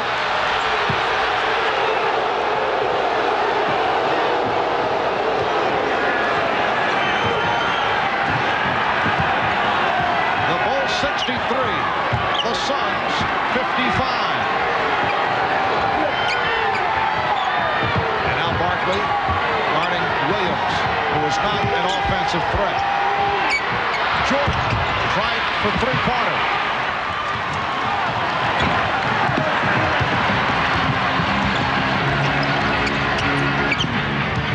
Johnson met by a double team and comes up hobbling. Looked like he got hit on the 5. Barkley rebounded by Marley. And Marley getting inside. Chicago leads by 6. 17 points for Marley. 3 minutes gone by in the third. Scott Williams. I'm not so sure that's the shot that Phil Jackson wanted there out of Scott Williams. A little bit too excited right now. Chambers, yes. Tom Chambers continues to provide a lift for the Suns. The Bulls now lead by 4. 10 points with Chambers. Played only 1 minute in Game 5. 1 for 9 from the field in Game 4. Williams getting possession. Marley over to help. Shot clock at 4. The ball deflected out by the Suns. They are so concerned about B.J. Armstrong spotting up for a three-pointer that Richard Dumas, as soon as B.J. started to put it in the air, Dumas rotated out hard. B.J. takes the contact, knows he's going to get the foul call. And now Scott Williams lifted Trent Tucker, who has played well, checking in 3 for 3 for Trent in the first half in his 6 minutes of play. Chicago going to the 3-guard set. That substitution of Scott Williams was just so that Phil could give him a little reminder that he wants them staying within the offense, execute, don't take hurried shots. Oh, beautiful move by Pippen. A post-up move by Scottie Pippen. The Bulls lead by 6. 17 points for Pippen. Tucker over, trying to steal it, but stepped down. You don't see Scottie Pippen post up a whole lot during the regular season, but he can be effective down there as well. He backs the rookie Richard Dumas down and then just shoots the layup off the glass. Matchup now is Trent Tucker guarding Dan Marley. Chambers! Well, Tom Chambers showing the entire repertoire, and he cuts it to a 4-point Chicago lead. You have to admire Tom Chambers for stepping up in a situation where they really need him. West with fouls, Barkley with fouls, Barkley not scoring a lot as B.J. Armstrong hits a jump shot. Chambers has come in and provided him with the offensive scoring. Dumas! Kevin Johnson with the assist. 67-63, Chicago. Pippen. Rebound, Chambers. 5 minutes gone by in the third. Barkley getting position on Tucker, and a foul is called on Tucker. Tom Chambers, who just secured the last defensive rebound, has come off the bench for Phoenix, provided a scoring lift, trying to help out Charles Barkley, who has struggled.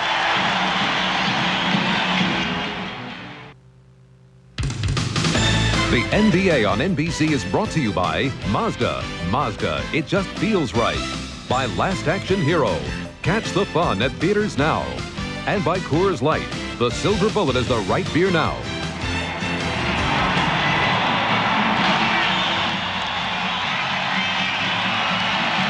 The crowd on its feet here at America West Arena. They've seen their Suns make another run, move within 4 of the two-time defending champion Chicago Bulls. 6:56 remaining in the third. Bulls 67, Suns 63. Scott Williams is back. Charles Barkley tried to go at him and then threw it out. Here's Chambers. He's been hot. Johnson gets to it. Johnson, and again Johnson keeps it alive. That was batted to the backcourt by Paxson, who just checked in. Kevin Johnson off the dribble, lost it. Barkley on the recovery.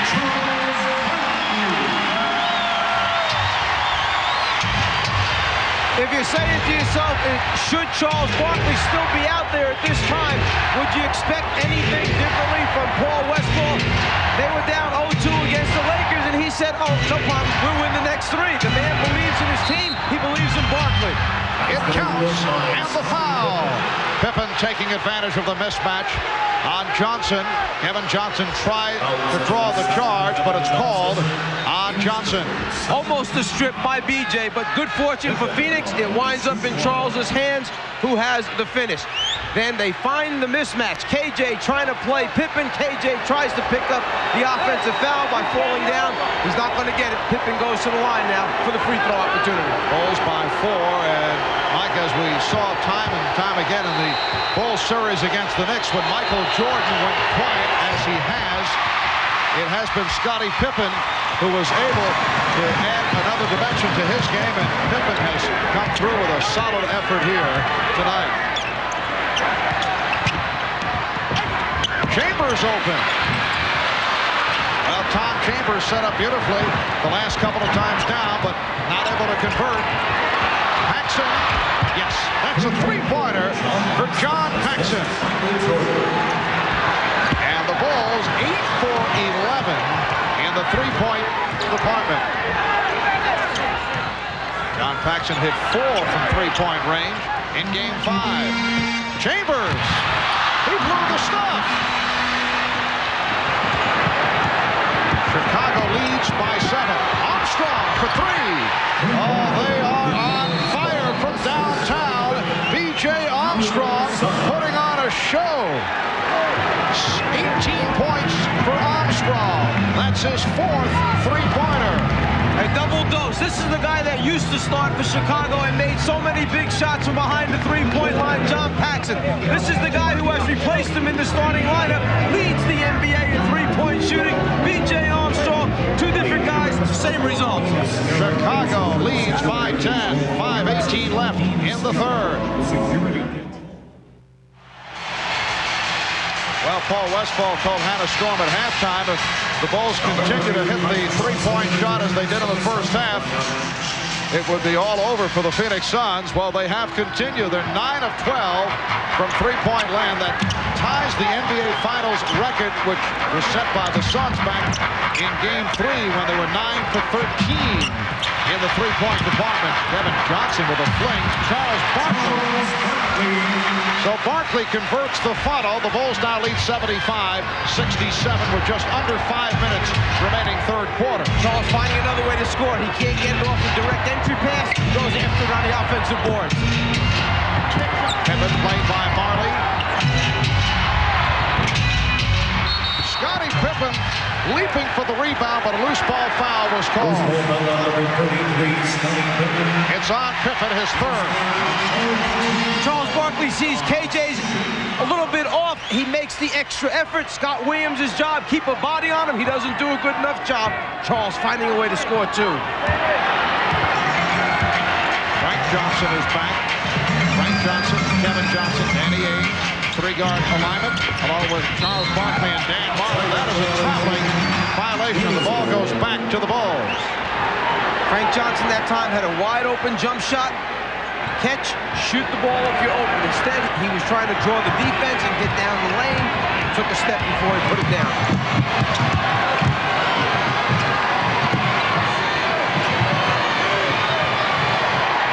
Jordan posting up. Yes. Michael Jordan, 7 of 12. He has 20 points. Coming off a quiet second quarter. Kevin Johnson defeated Charles Barkley. The Bulls 77. The Suns 69. Violation of one of Chicago's defensive rules. No middle of the floor for Kevin Johnson because bad things happen when he gets down there. The Suns with a 4-on-3. Bulls able to get back. Ainge going glass. It's a 6-point Chicago lead. 8 points for Ainge.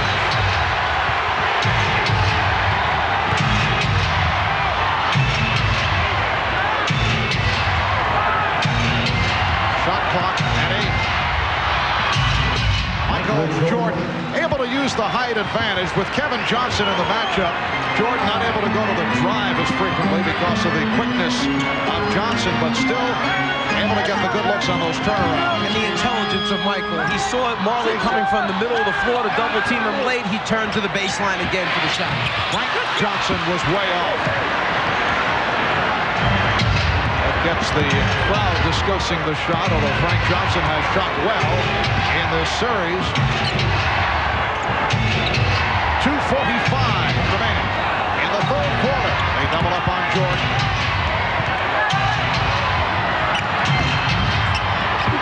Pippen trying to draw contact, and Barkley stepped away. Does not want to pick up his 5th foul.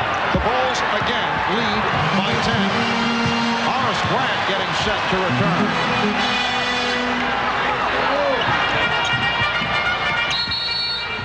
Illegal defense called for the first time.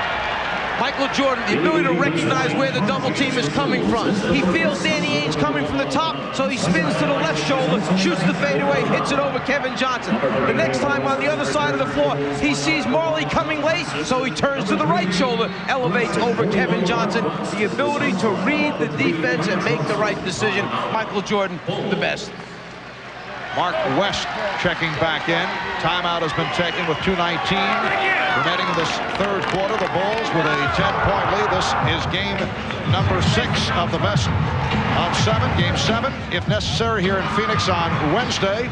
Recapping, it was a victory for the Bulls here in Phoenix in game 1 as Michael Jordan led the way with 31. Game 2, Jordan with 42, and the Bulls won it 111-108. First time in NBA Finals history that a team had won 2 straight, or the first 2 on the road.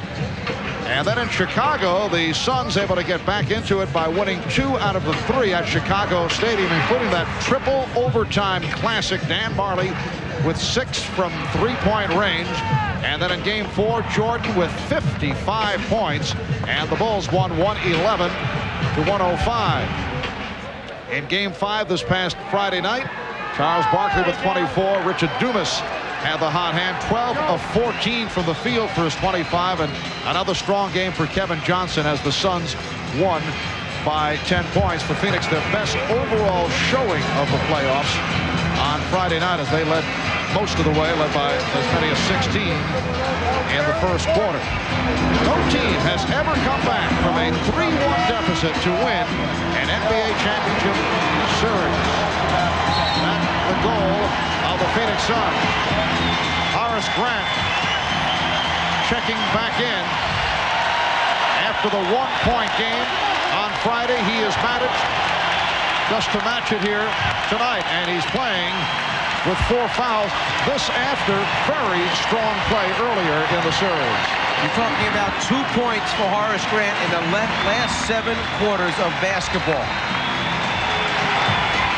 The Chicago Bulls trying to become only the 3rd team in the history of the NBA to win 3 in a row. No one has done it In 26 years, only the Minneapolis Lakers and the Boston Celtics have won 3 in a row. Kevin Johnson in the foul. Johnson with the drive, and he was hacked. Foul committed by B.J. Armstrong, his third. You try to keep Kevin Johnson out of the middle of the floor. The problem is when they start him off with the basketball in the middle, he can go right, he can go left. It's tough to guess which way. Most times, scouting report says he likes that crossover right to left. BJ trying to play him for it, but give Kevin credit. He is so good at it. Even when you know it's coming, it's tough to stop. 11 points, 7 assists for Kevin Johnson. Chicago leads by 7. 2 minutes remaining in the third. They gave Grant the shot. Jordan. Rebound, Barkley off the box out. Michael Jordan has no field goals inside layups or dunks. Right now he is 8 for 15 from the outside. Kevin Johnson. Horace Grant may not have many points tonight, but that time he did one of the subtle things. Put a big body on there, blocked out, let his teammate Scott Williams go get the basketball. Pippen going to the left hand and switch to the right. A gorgeous move by Scottie Pippen. The drive to the left, and then he was able to change up to hit the shot with the right hand. And the Bulls now lead 83-74.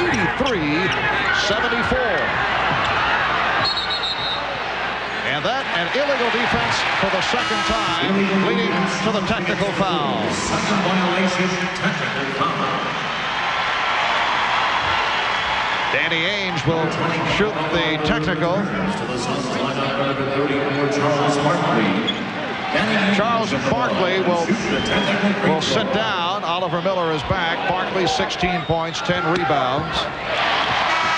Here's where the illegal defense takes place. Barkley has the ball guarded by one man. Michael Jordan will start to come and stop right about here, then tries to get going again. You can't do that. It must be an aggressive double team. Stop, go, illegal defense. Aggressive is the key to it. B.J. Armstrong replaced by John Paxson. Bulls lead by 8. 1 minute left in the third quarter. Nice lead pass. Johnson for Miller. Chicago 83 and Phoenix 77. Well, the Bulls have been able to pull away to double-figure leads on several occasions, but have not been able to put the Suns away. Phoenix continues to come back at them. Shot clock at 4. Jordan. Michael Jordan is 9 for 16. He has 24 points. Excellent job. Chicago saw there were 50 seconds remaining when they got the ball. They knew they could run it down as far as possible, and still, if they get a stop, would get one more possession, 2-for-1 situation to end the quarter. Johnson around Jordan and foul. Kevin Johnson with a beautiful dribble drive to beat Michael Jordan. We had talked about that right-to-left crossover that they play for. Michael anticipating he was going to go right-left. Instead, KJ gave him the fake, kept it in his right hand, saw the alley, down the lane. Michael trying to get the strip from behind. Jordan called for his third. Johnson is 1 of 1 from the line. Now B.J. Armstrong and Trent Tucker check back in. Phil Jackson looking for the long-range effect as they will hold to set up for a final shot with this third quarter winding down. Mark West sitting down.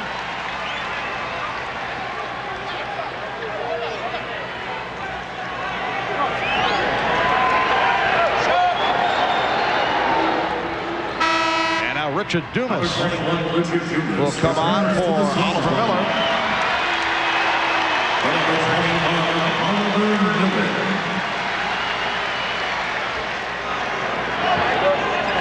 17 1/10 second remaining in the third quarter. A game that has seen the Bulls do it with the three-point shot. They've hit 9 of 12 from downtown.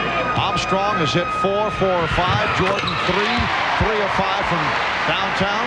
Phoenix may go for a hard foul steal in the situation because they do have a foul to give, so you may want to gamble here. Go for it quickly, see if you come up with the ball without fouling, but don't let him get a good shot. There's the foul. And that the foul to give. It's on Marley, only his first. So the Bulls will inbound with 9 seconds remaining in this third quarter. Smart move by Michael. He knew they had a foul to give, so he went early enough to make them commit the foul and still have a lot of time left now to run something down.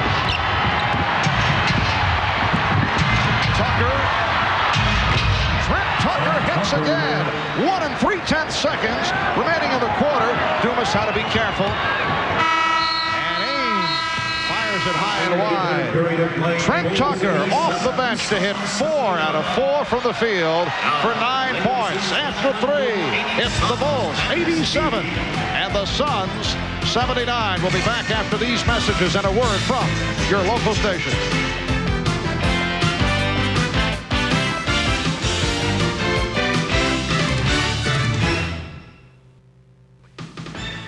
This copyrighted telecast of the National Basketball Association may not be retransmitted, reproduced, or rebroadcast without the express written consent of the NBA.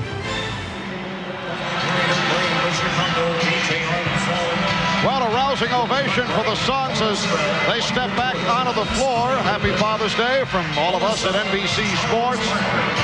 As we head to the fourth quarter and Chicago leading Phoenix 87-79. The Bulls hoping to wrap the series in this, the 6th game. Phoenix looking to force it to a 7th and final game here on Wednesday night.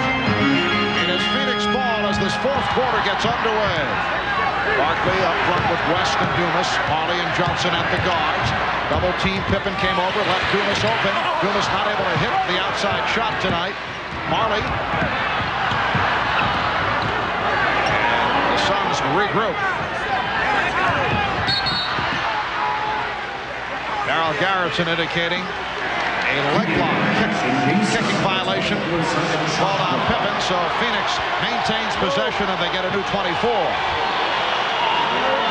It has been an odd series. The Bulls are 7-1 on the road in the finals the last 3 years, and only 4 up, 4 down at home. Barkley, Cartwright with the rebound. I would not be surprised to see the basketball go in Charles Barkley's hands 80-85% of the time here in this fourth quarter. Let Charles go, let him make decisions, score, pass to open teammates. Be the starter for their offense. Shot clock at 4.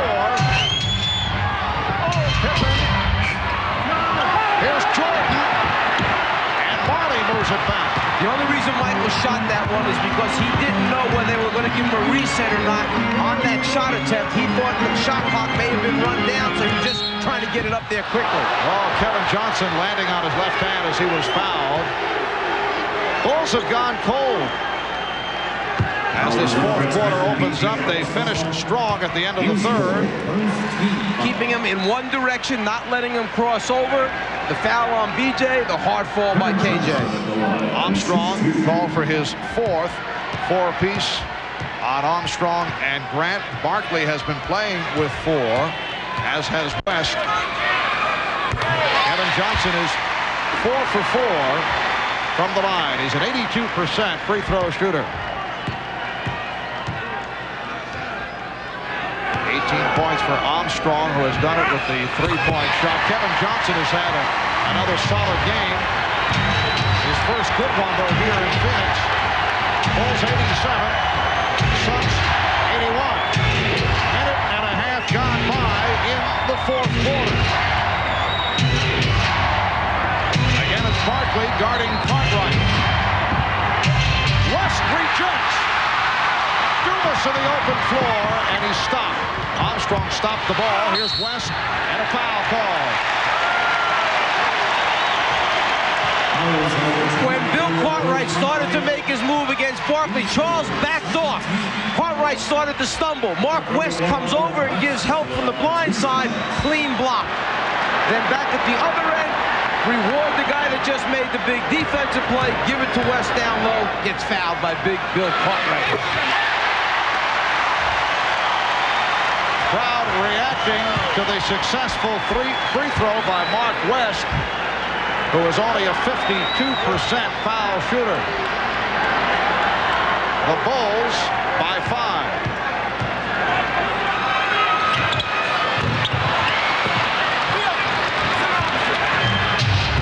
Phil Jackson has a front line of Barkley with Grant and Pippen, Jordan and Armstrong in the backcourt. Bulls with their starting lineup on the floor. Pippen. West with the back tap. Johnson accelerates. Jordan able to stay in front of him. Good job by Michael of moving his feet, and then he did not give the ball back to Kevin Johnson. Barkley directs traffic. Barkley backing Grant. Barkley changed his mind. Able to convert. Barkley very fortunate that Dumas was right there, and Chicago will talk it over. The reason that Barkley was able to convert the pass is that Dumas came to meet the basketball. He shortened the pass between Barkley and the next receiver. By meeting it, it did not allow Jordan or anyone else to intercept it by shooting the gap. Danny Ainge and the rest of the Suns reacting. Phoenix has moved within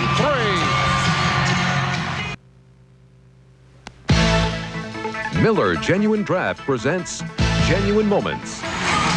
This Miller moment takes us back to the 1977 finals where Blazer Mania struck Portland. Julius Erving and the Philadelphia 76ers jumped off to a 2-0 lead in the series, but Bill Walton, Maurice Lucas led the Trailblazers back to sweep the next 4. The Blazers thus became the second of only 2 teams to overcome a 2-0 deficit and capture an NBA championship. In recognition of this moment, Miller Genuine Draft will donate $1,000 to the Thurgood Marshall Scholarship Fund. And the Phoenix Suns are trying to come back from a 3-1 deficit to win an NBA championship series. They've come back from an 11-point deficit here tonight to move within 3. 9:20 remaining in the fourth quarter. Bulls having difficulty locating a shot. We're down to 5 on the 24. We're down to 3. Down to 1. Pippen. Mike Mathis waves it off. 24-second violation.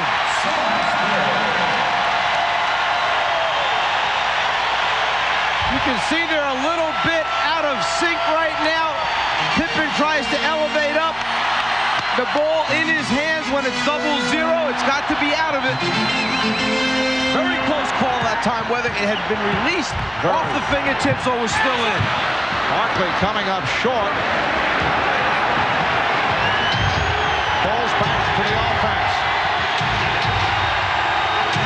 Michael Jordan getting a rest at this point.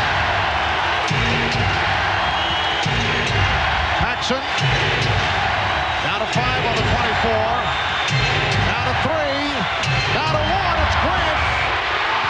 Another excellent defensive sequence by the Suns. And it will be Phoenix back in possession. I can tell you this much.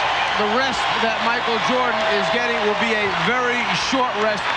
He's why when the shot clock is running down, Chicago gets so many good shot opportunities because he's a creator. He's a guy that makes things happen off the dribble.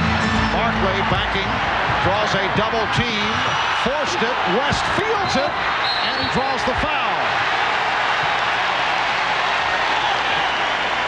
Cartwright collects his 4th. Oh,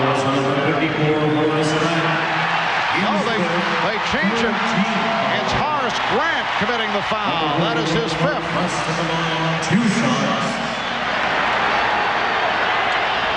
Grant gets the first foul as Cartwright comes from behind it. Good call. First one initiated by Grant on the arm. Mark West, 1 of 2 from the line. Number 23, Michael Jordan. And as we mentioned earlier, a poor free throw shooter. Here's Michael Jordan back. A.J. Armstrong sitting down. The Suns at 25 and 29 from the free throw line. So West hits 1 out of 2. And the Suns are down by only 2 points. They are on their feet here in Phoenix. Bulls 0 for 5 from the field in the fourth quarter. It will be Phoenix ball.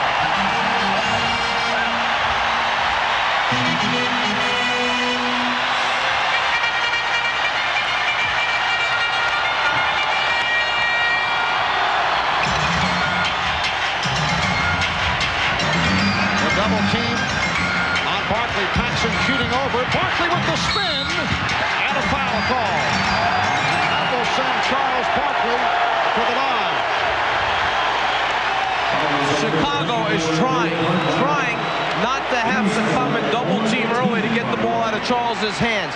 But if it continues this way and they let him back down to the point where he can go either middle or baseline, they just can't get to him in time. They will continue to have to foul him. Barkley 6 of 8 from the line. Cartwright, as you saw, called for the foul. That is Ford on Cartwright. 17 points for Barkley. And he can tie the game right here. That man, Phil Jackson, sensing that the team might be tightening up right now, trying to sit down, remain calm, get everybody back under control, hope they can execute against the Phoenix pressure, which has really picked up in the last couple minutes. The Bulls maintain the 1-point lead.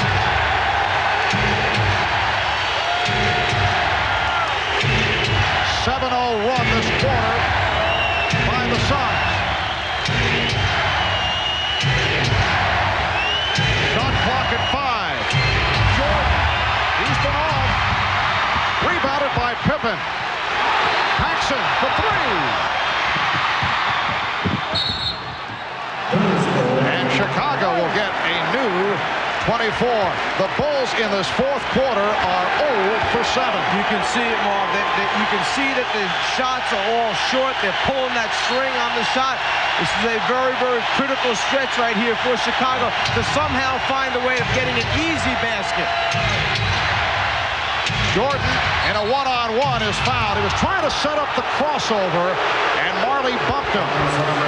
Well, Phil Jackson telling us before the game that he felt that the Bulls were tense in the fourth quarter in Game 5 on Friday as you watched the foul called on Marley. He felt they were short-arming from the foul line and also from the field. And we may be seeing that right here. Let's go back to what we said earlier about the temperature in the building, the tempo, the fatigue factor. Paxson passed on the shot. Pippen.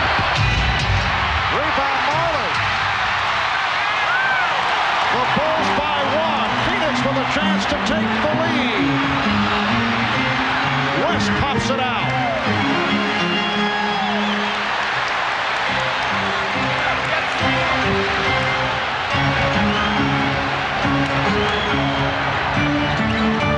Johnson.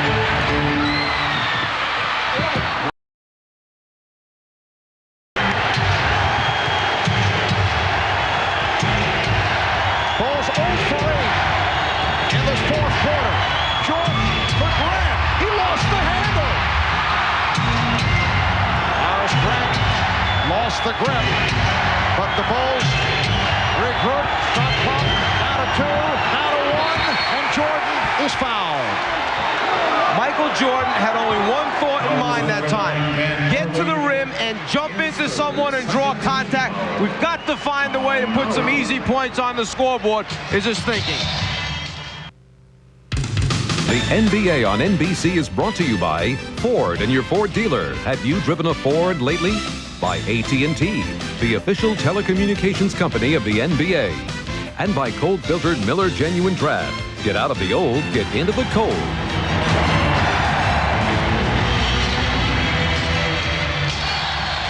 Well, the Gorilla leading the cheers here in Phoenix with 5:51 remaining in this fourth quarter. Horace Grant missing the easy opportunity, lost the grip on the ball. And the Bulls to this point 0 for the fourth quarter. They have not scored in the fourth. They're 0 for 9 from the field. Suns not burning it up 1 for 7, but they've managed to hit on foul shots, so they've outscored Chicago 7-0. And Michael Jordan to the line.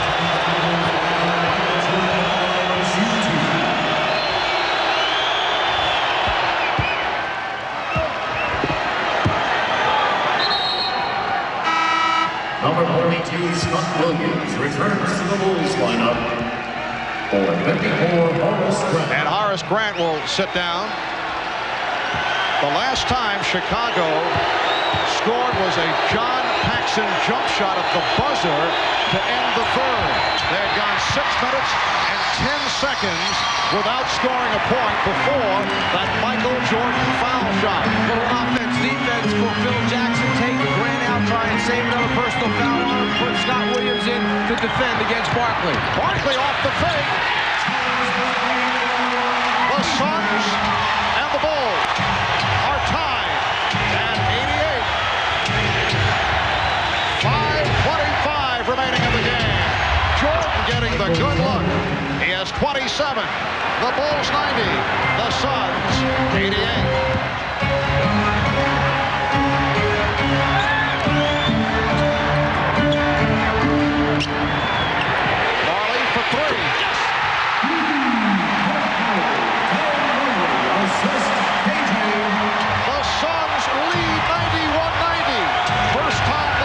Since early when they were up by the score of 16-14. Just under 5 minutes remaining in the fourth. Here is Jordan. Yes! Michael Jordan answers. The Bulls 92 and the Suns 91. You saw Phil Jackson talking to Paxson. I've got a feeling that he's anticipating Phoenix sees Michael heating up. They're going to go double a little earlier. He wants shooters in the spot-up areas that can break their back if they go and double Michael. Scott Williams jumps out on a switch. Shot clock at 5. Barkley for 3. Back tap by Barkley. Ames. Rebound West. Rebound. Phoenix 93. Chicago 92. From deep, way off. Marley met by Armstrong on a switch. Just under 4 minutes remaining in the game. Barkley stepping up for the jumper. Marley with the tip. And a loose ball foul is called on the Bulls. Charles Barkley, after timeouts, likes to play from the top of the circle so he can ball fake and drive left or right. A strong move to the basket by Charles. And then down 2 points, Marley pulls up from behind the three-point line to give Phoenix a 1-point lead. Cartwright called for that foul, his 5th. Chicago over the limit. The Suns have only 2 team fouls. Barkley sitting down. So 5 apiece. I should say Cartwright sitting down. 5 apiece on Cartwright and Grant. Suns 27 for 33 from the line. Marley is 4 for 5.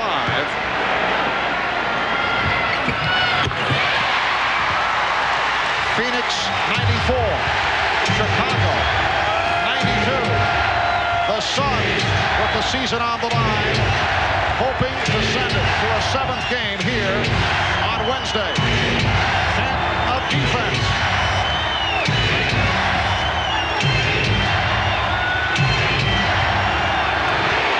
Jordan had it knocked away. Shot clock at 3. Pippen back for Jordan. Air ball fielded by Marley, and that's a 24-second violation. And Michael Jordan has been out of sync in the second half. Jordan gets down in the low post again, but the quick hand of KJ strips him of the ball. Now it's a matter of can he get it up before the clock runs out. In his haste, Michael shoots it over the top. 24-second violation. Timeout called by Chicago.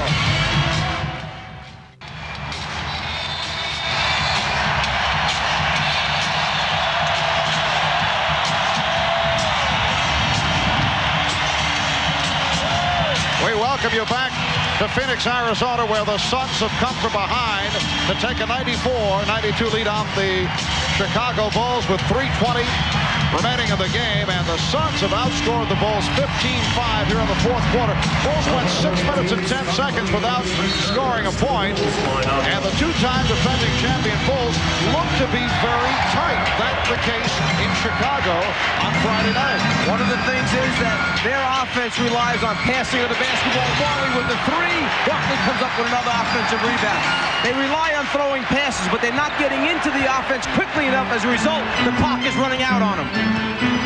Kevin Johnson, yes. Suns 96, the Bulls 92.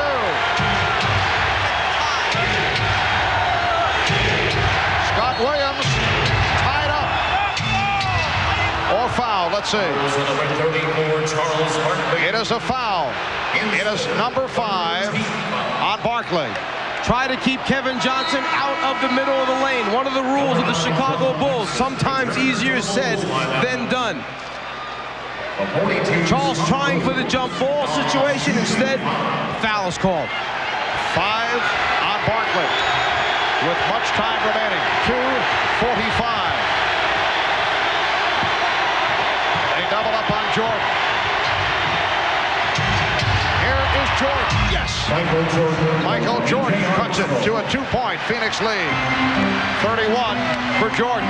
Is there any doubt where they want the basketball to go? You got to rely on the guy that can put the money in the bank for you.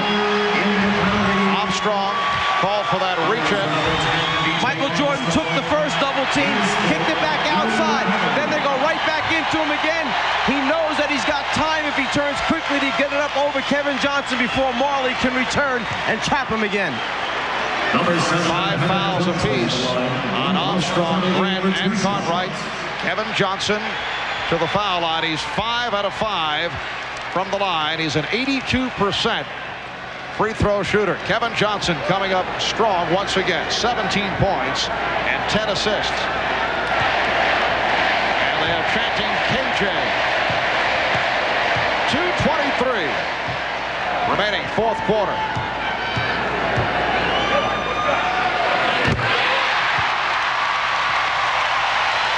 Phoenix leads by 3 points.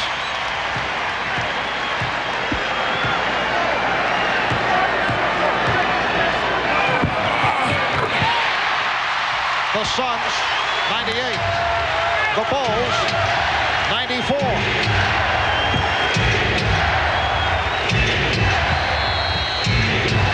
Scottie Pippen setting it up.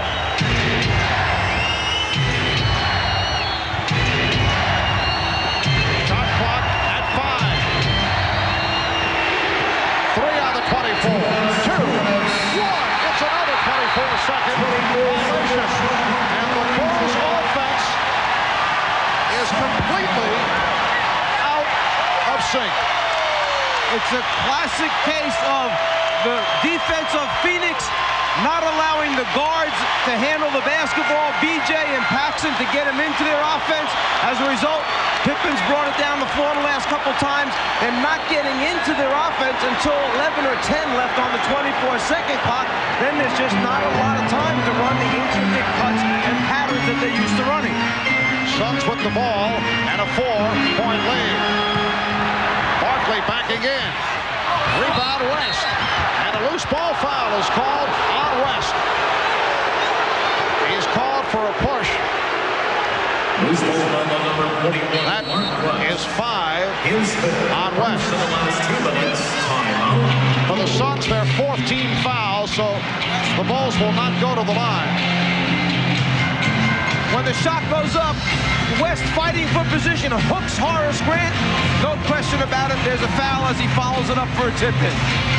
Timeout taken, minute 46 remaining in the game. When we come back, it will be Chicago ball. Chicago at one point led by as many as 11. Chicago with only 7 points in the fourth quarter, outscored by Phoenix 19-7. The Bulls shooting 3 of 15 here in the fourth. Michael Jordan has all 7 Bulls points. So while Chicago was getting the balanced attack earlier, they have not been getting much help offensively.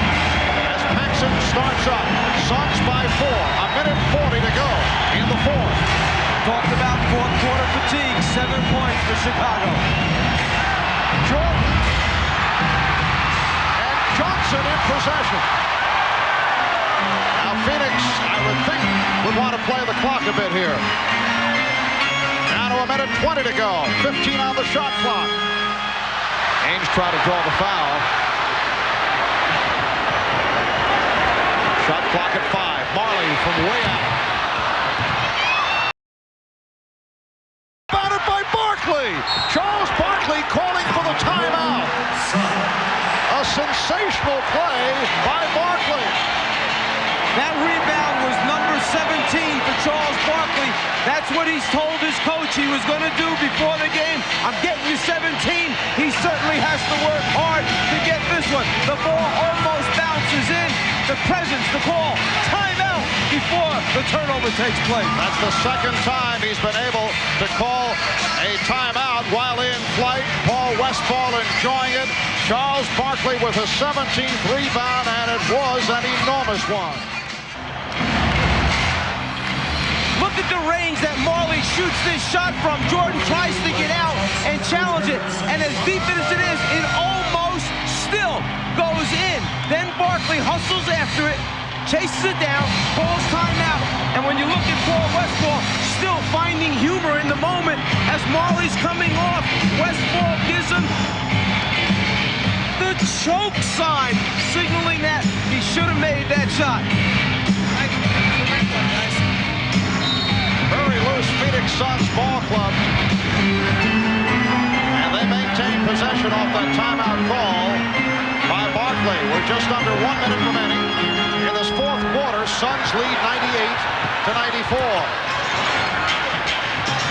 Ainge pitches back to Frank Johnson. Rebounded by Michael Jordan. Now Frank Johnson, not the man that the Suns would have wanted to take that shot, and Jordan is able to go the distance. Worst thing that could happen, let him score and use up very few precious seconds. So now, if they can get a defensive stop without fouling, Chicago will have a chance to tie the game. 2-point Phoenix lead, 25 seconds to go, 10 on the shot clock. Pippen over to help. Marley eluding Jordan. Frank Johnson gives it back. Marley, oh, he went short. And it's a 24-second violation. Let's see. Ed Rush and Mike Mathis conferring. Apparently, Chicago had called for time. The 24-second violation buzzer did go off. Darryl Garrison giving the indication that it was a violation. When Michael Jordan came up with the basketball, he looked up the floor, saw a clear path to the basket. Nobody moved over to stop him. They certainly didn't want to foul and give him a three-point play. So he scores and uses very little time. 13 and 6/10 seconds remaining in the fourth. The Suns by 2. It will be Chicago in possession. They put some time on the clock. 14 and 4/10 of a second now remaining in this fourth quarter. And what the official is saying is that there was a shot clock violation first that took place, then the timeout. And they just made another adjustment. 14 and 1/10 seconds remaining. Well, the Suns have shot only 41% from the field, but they have done it at the foul line. 30 of 36. They've also done it with 17 offensive rebounds. However, the Suns, with a chance to ice the game, have missed 6 of their last 7 shots. So the Bulls have been able to come back. In this fourth quarter, though, Chicago with a mere 9 points. They've been outscored 19-9. The NBA Finals record fewest points in the fourth quarter, 13. Michael Jordan has scored all 9 Chicago points here in the fourth. 9 of his 33. The Suns by 2. It has come down to this possession. They want Michael to get a full head of steam, try to keep him in the middle of the floor. Well, Pippen got the step. Here's Paxson for 3. Yes! The Bulls take a 1-point lead, and Phoenix calls for time with 3 and 9 9/10 seconds remaining in the fourth quarter. John Paxson converts a three-pointer in Chicago 99 and Phoenix 98. They've done this at least 3 or 4 times in the game. Penetrated and thrown backwards to a man rotating back to a spot-up area. There's the man, John Paxson. Grant gets the ball out to the right man at the right spot, and from the time it leaves his hand, it's perfect rotation on the basketball. He feels it, the team loves it, as they run back to the bench on the timeout. And that is an NBA Finals record 10th three-pointer by Chicago. They've hit 10 of 14 from three-point land. For Paxson, his second. He hit 4 in Game 5. And now Paul Westphal setting it up with 3 and 9/10 seconds to go. We'll be right back.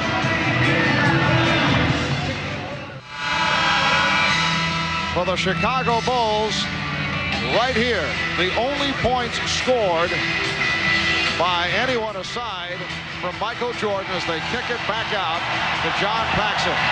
The field goal by Paxson from three-point land, the only points in the fourth quarter by a Bull aside from Jordan. And the Bulls lead by 1. Remember, 3.9 seconds remaining is a lot of time. Chicago has a delay of game to use, so they may try and let Scott Williams run over the sideline to get a look at this play, expose it so they know how better to defend it. Plenty of time for Phoenix to put it on the floor. Take it to the basket, create a shot either for the dribbler or someone else spotting up. And a 20-second timeout was taken by Chicago. So the Bulls checked it out, and we'll talk about the defensive scheme. The Bulls have 1 full timeout remaining. The Suns have a 20 left. The Bulls are over the foul limit.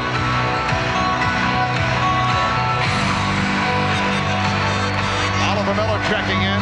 It's Miller, Marley, Barkley, Ainge, and Johnson on the floor. Charles Barkley has made a number of gigantic shots from the middle of the floor, top of the circle area. That's where they like to get him. He loves stepping back right from there and shooting a jumper. He must have won a half dozen games in Philadelphia with shots at the end from that area. For the Suns, the season has come down to this, and now they take the delay of game. So another look for Phil Jackson. Sneak preview on what they were trying to run. Now a substitution. Phil Jackson brings John Paxson into the basketball game. They want him to match up on Ainge. They want Williams out for a more mobile defensive team. 3, 9/10 seconds to go. Evan Johnson will inbound. Oliver Miller plays it. Here's Johnson. Johnson gets, no, he could not get it off. Knocked away by Grant. It's all over. The Chicago Bulls have made it 3 straight NBA championships. A three-point shot by John Paxson, the game winner. The Bulls with a record low, only 12 points. In the fourth quarter, that is a NBA Finals record low, but it was enough. Michael Jordan, when that buzzer went off, first jumped so high, but immediately had the presence to chase the basketball down into the crowd. Whoever had picked it up, he wanted that basketball, signifying the 3rd World Championship in a row, and he went after it and got it. And Paul Westphal heads back to the locker room. A disappointing finish for the Suns, who had rallied and taken the lead but could not put it away. And Horace Grant, a man who has struggled the last 2 games, comes up with the block to conclude matters. Talk about the block. He did the last 2 things that mattered the most. He threw the pass back out to John Paxson for the shot. He gets that assist. He gets the block on that last shot attempt to preserve the victory. So the Chicago Bulls have accomplished something that has not been done in 27 years. They have become only the 3rd team in NBA history to win 3 in a row. No team has done it. In the last 26 years, only the Minneapolis Lakers and the Boston Celtics have won 3 straight titles. The two most recent teams to attempt it, the 1989 Lakers, the 1991 Pistons, both falling short. And this crowd has been stunned by that finish. It goes back to the timeout where the Chicago coaches put the ball in Jordan's hands. You thought he was going to take it the length of the floor, but instead they suddenly flashed Scottie Pippen up to the top of the circle. Pippen takes it off the dribble, heads to the basket, kicks out to Grant, who could have gone up strong to try and tie the game. Instead, Grant has the presence to throw the ball back out to a wide open John Paxson. No one can get to him in time, and that champion's attitude. Go for the win rather than the tie on the road. So give Horace Grant credit for turning and kicking out. And then, when it seems that he's beat, the recovery by Grant to block the shot from behind Kevin Johnson's head. Michael Jordan jumps, but then says, I want this basketball. He is off into the stands right now, gathering the basketball. And shades of Game 5, the Bulls against the Knicks, with Charles Smith having the 4 opportunities to convert, and the Bulls with the combination of Grant and Pippen were able to stop Smith. They come up with the defensive play right here. Michael Jordan, the high man, with 33. Charles Barkley had 21 along with 17 rebounds, and the Bulls are still undefeated at America West Arena. They won during the course of the regular season, and they won 3 straight in the playoffs. What an unusual series this has been, with the Bulls winning the first 2 here in Phoenix, and then Chicago having their problems at home. Phoenix winning 2 out of 3 at Chicago Stadium. I think it's just a credit to the inner strength of both of these teams to be able to go on the road and win the big basketball games that they had to win to give themselves a chance to survive in this series. You think it's over early when Chicago takes the first 2 in this building, and then Phoenix goes back into the stadium, makes a few adjustments, grows as a team, suddenly walks out of there with 2 victories. Now the momentum swings. They work all year to get home court advantage with 62 wins, have games 6 and 7 here. And what does Chicago do? Find the inner strength to come back and win the game they had to win here. I don't know anyone that wanted on Chicago's team to let it go to 7 and take a chance. And Mike, following tonight, we are czarless for all of us here at NBC Sports. We wish you the very best. A terrific 3 years for you, and the very best for the Cleveland Cavaliers. Remember, if things don't work out here at NBC, there are many behind-the-scenes type jobs with the proper, giving it the proper time. I think that we'd accept you back here. I appreciate the encouragement all along, the 3 years of solid encouragement. So the Czar heads to Cleveland.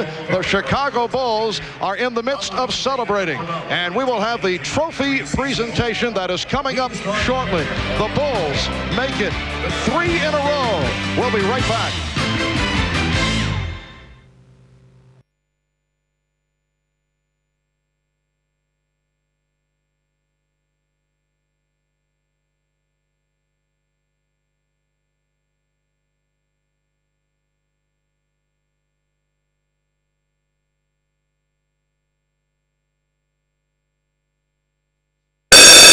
Three in a row. We'll be right back. Well, we have played this scene before, and amid the bedlam of the visitors' locker room in Phoenix, we have virtually the entire roster of the 3-time champions, and David Stern will attempt to make the presentation. Go ahead, Commissioner. 3-time NBA World Champion Chicago Bulls. Congratulations. It's a great accomplishment.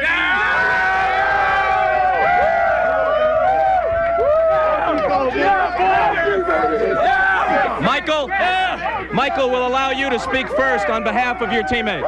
Well, I think everybody put their effort out there. You know, from Corey Williams to Ed Neal, all the guys that were going to injury reserve. You know, this is a hard-fought three-peat. You know what I mean? It took a lot of work. A lot of times it looked down at them, but we stuck in there. We hung together as a team, and you know, this is the reward of what the hard work does for you. Thank you. The crowd here kind of blocks us from seeing the monitor. We'll try, but until Pax's winning three-pointer, you had all the points for the Bulls in the fourth quarter. I knew Pax was going to make that. I just knew it whenever he got it. It was a great draw in. And, you know, for my part, I just try to do whatever I can. I hope you enjoy it, Bob. It feels good right now. Is it joy, or is it relief, or is it a combination? This has been a great year, but a tough year. It's both. You know, it's a relief. Plus, it's great to win. You know, I think we've gone through a lot. Me, personally, I've gone through a lot of ups and downs, but to cap it off this way means a lot to me, believe me. I hate to make you look ahead, but you've talked about retirement in a year or two. Could you step aside if the streak is still intact? No. You know, my love is strong for this game right now, and that's how I'm looking at it, and I'm going to be here as long as my love is strong. We're going to roll in some of the plays from the fourth quarter. I don't know if we'll be able to see them. Try and make a little space here, guys, for Michael to take a look. And the one that I'd specifically like to talk about, and we'll get to it in a minute, would be your last basket. They're up by 4 when Frankie Johnson misses a jump shot, and they let you go the length of the floor, used up very little time, and they never touched you. I don't think anybody saw me. You know, I think once I got the rebound, everybody was running to the three-point shooters. You know, I just kept putting pressure on the defense, and right before I get to the basket for the layup, Scottie Pippen grabs Marley, which you can't get to the basket and try to stop me. So that was a big play. Now, on the last play, you had to give it up in the backcourt. Never touched it in shooting range. Pippen gave it to Horace and then back to Pax. Well, the plan was to get the ball to me, get it to Scottie, and cut off of Scottie. If I can get the ball back. But he turned it around, gave it to Horace, and then Horace kicked it back out to Paxson.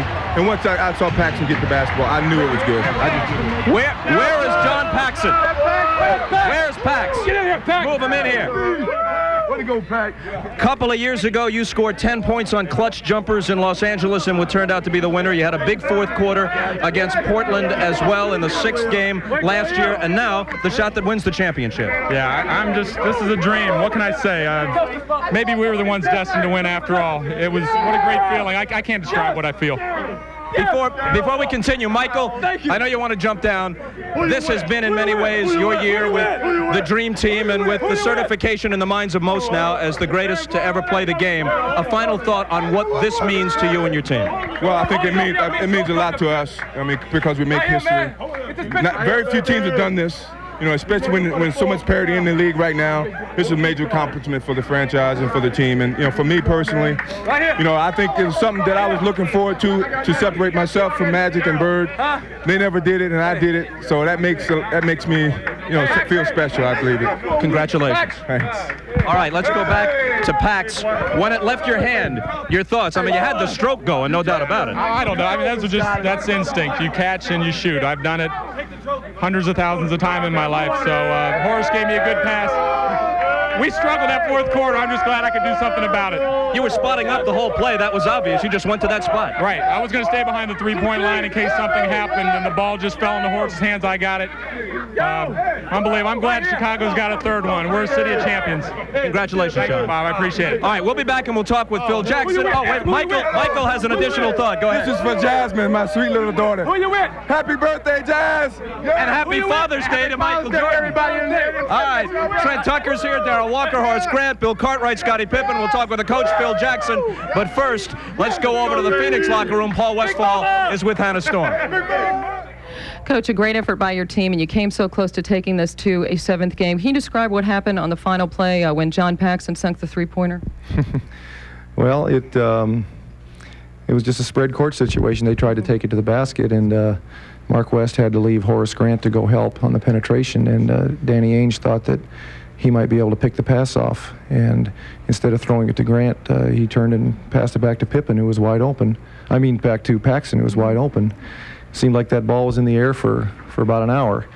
And he made the shot. It's a great shot. You got to give him credit. It is something every kid dreams about, and John Paxson got to live that dream out. Coach, what about the dreams of your team? I know that they are very disappointed. What did you tell them after the loss? Well, I wasn't real articulate. I just told them that I was very proud of them, that they gave me everything that they had, and that they lost to a great team. Thanks, Coach. Congratulations on a great season in your first year, and we'll see you next year. Okay. Bob? All right, thank you, Hannah. We just heard Paul Westphal say, Phil, we lost to a great team. I think it was better, for history's sake, now that you got it, that they proved to be such a stern test. Well, we never could get a hold of this basketball club. You know, we've always been able to defend and somebody put the claws on them and hold them down. We couldn't hold this team down. They found ways to squiggle out, and they came back at you all the time. We had a nice lead. All of a sudden, their defense took over in the fourth quarter. We were so fortunate to come out of that game with an opportunity to win. You know, you scored 12 points in the fourth quarter. That's the lowest fourth quarter in a final since the advent of the 24-second clock, and you got away with it. Isn't that amazing? We got away in one. We had 5 points with 3-something left on the clock. I told the guys, we'll find a way to win. We'll get this thing over. If you'll play defense, we'll do it. And they did it. It's great. How tough was this year for you with Michael and Scotty coming off the dream team, guys tired, perhaps mentally as well as physically? Well, we submitted a record for the fact that we wanted guys healthy in the playoffs, and it worked for us. And when you got Scotty and Michael and Horace and the guys that have played together as a crew, you got a great chance to win the playoffs. Those are great guys to coach, regardless of the energy level. We might have coasted a little bit this year, but we had to, and we got away with it. We came into the playoffs full bore, ready to go. I know talk about all-time great teams is a parlor game, but you played on one of them in the Knicks and against great teams of that era, and you've coached one of them and against them, so you have a good perspective. Where does this club rank? Well, with Michael Jordan, you just step above everybody else because he's got such a will to win. He's so competitive. He helps everybody else to the nth degree, and that's what makes this team very, very special. Is they've got a leader that's a great competitor. They've got some great veterans like a Paxton, a Bill, and Horace and Scotty that fit together well. And BJ came on this year, and some guys off the bench that play their role. But he has lifted us to another level. So the Suns made you miss the Grateful Dead concert in Chicago this weekend, but in a sense, it's a Grateful Dead here. Grateful for the title and probably dead tired, huh? You bet. They've been playing for 30 years. I can see them the next 30 years too. Congratulations, Phil. Thanks, Bob. Okay, let's turn here to Horace Grant. Certainly offensively not a factor in the last couple of games, but the key block toward the end with Kevin Johnson on the final play, and we'll try to clear the monitor here so Horace can get a look at it, and the pass out to Pax for the winner. Well, our free throw shooting wasn't going right, but there's the block right there. You know, I just wanted to get a hand up, and I got the ball. Did Barkley wear you out playing him at the defensive end? Did that hurt you offensively? I mean, I'm not an offensive player now, but, you know, guarding Barkley, you know, it really would wear anybody out. You know, it had a toll on me at the end. Scottie Pippen, you sliced down the lane on that last possession. It looked like the shot might have been yours. Then Horace was open, baseline, and he kicked it back out. Well, I felt like the Horace was going to be open. I felt like his man was stepping in the lane, and I gave him the ball. I thought he was going to take it and finish it, but John Paxson was right there wide open. I mean, what more can you say? No one can ever be the number one guy on this team except Michael Jordan, but in two consecutive clinchers, the fourth quarter against Portland in Game 6 last year in Chicago, and here with the 23 points on the 12 boards, you have made a key contribution, and in the Knicks series, you came up big when it was needed. So you've established yourself at a certain level. Our main focus is to go out and play hard and play our game and do what you can do on the court. Mike is going to be Michael. Mike is going to get his 40, 50 points, but the rest of us contributed. We can do what we accomplished today. And tell me the truth, did we just win 3? You just won 3. Got to ask you one last thing. Barkley was really woofing at you. What was being said? Well, he was talking trash, said, you guys going to be here to win. Steve, you guys going to be here to win. So you want to come over for dinner. So I'm going to invite him to Chicago for dinner. Chicago! Who you with? Let's turn to Bill Cartwright. At age 35, now the third in a row, they must become more and more precious because the sand is moving through the hourglass. Oh, no question. It's just unbelievable. A lot of pressure on us to win, to get it done. They're really kind of loose. And I tell you, it was just an unbelievable effort. Huge shot by Pax to get it done. And here we are. You played countless basketball games. You can tell us the truth about this one. When they had the ball up by 4 and less than a minute to go, do you think you were coming back here Wednesday?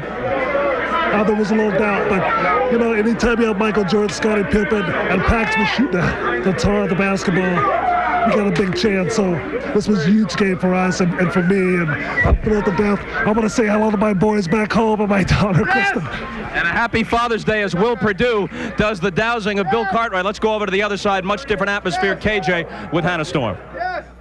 Kevin, it was such a competitive series, perhaps even more competitive than the final records will indicate, a 4-2. What was the difference in the end, do you think, between the two teams? I thought this last ball game was a great ball game. I thought it could have went either way. They got a pretty big cushion for 3 quarters, but we hung in there, cut the lead down in the 4th quarter, and they just made some big shots when they needed it. And certainly they deserve it. And you got to give them a lot of credit. KJ, a lot of people made the incorrect assumption that the NBA Finals will be played in the East between the Knicks and the Bulls. Do you think that the Phoenix Suns, by the way that they played in the finals, gained a measure of respect? Well, I think our play spoke for itself. We're not satisfied with coming up short, but this is our first go run with the guys that we have on this team. And one thing's for sure, Charles is not going to retire now. We won't let him. And you won't either. No, you're right. Okay, KJ, we'll see you next season. Bob? All right, from KJ to BJ, and you guys had a personal duel throughout this series. Well, it was a challenge. If you want to be the best, you have to play against the best. And Kevin is a great guard. He's earned a lot of respect in this league, and I accepted the challenge, and I'm just glad that we prevailed as a team. You got a chance to start this year, and even with Pax's return, you stayed in the lineup, and you've managed on a team full of stars, a team that has Michael Jordan, to establish an identity of your own. Did you doubt that you'd be able to do that in the NBA? No, I didn't. I never doubted that I could do it. I know it's going to be very tough. I know I had to come out and work hard and overcome a lot of challenges this year, but the guys stuck with me, and that was the most important thing, and I'm just glad it all worked out for the best. BJ, congratulations. Thank you, Bob. We want to note that Charles Barkley has declined to speak with us. He is in the shower, and he is very disappointed, and we're going to have to leave the air now without hearing from Sir Charles. So the wrap-up here is pretty simple. The Bulls have three-peated. The nucleus of their club still fairly young. They still have the desire. Next year they'll try and come back perhaps and become the Quad Squad. For Marv Albert and Mike Fratello, Quinn Buckner, Vesey, Walton, Hannah Storm, Ahmad Rashad, I'm Bob Costas. So long from Phoenix.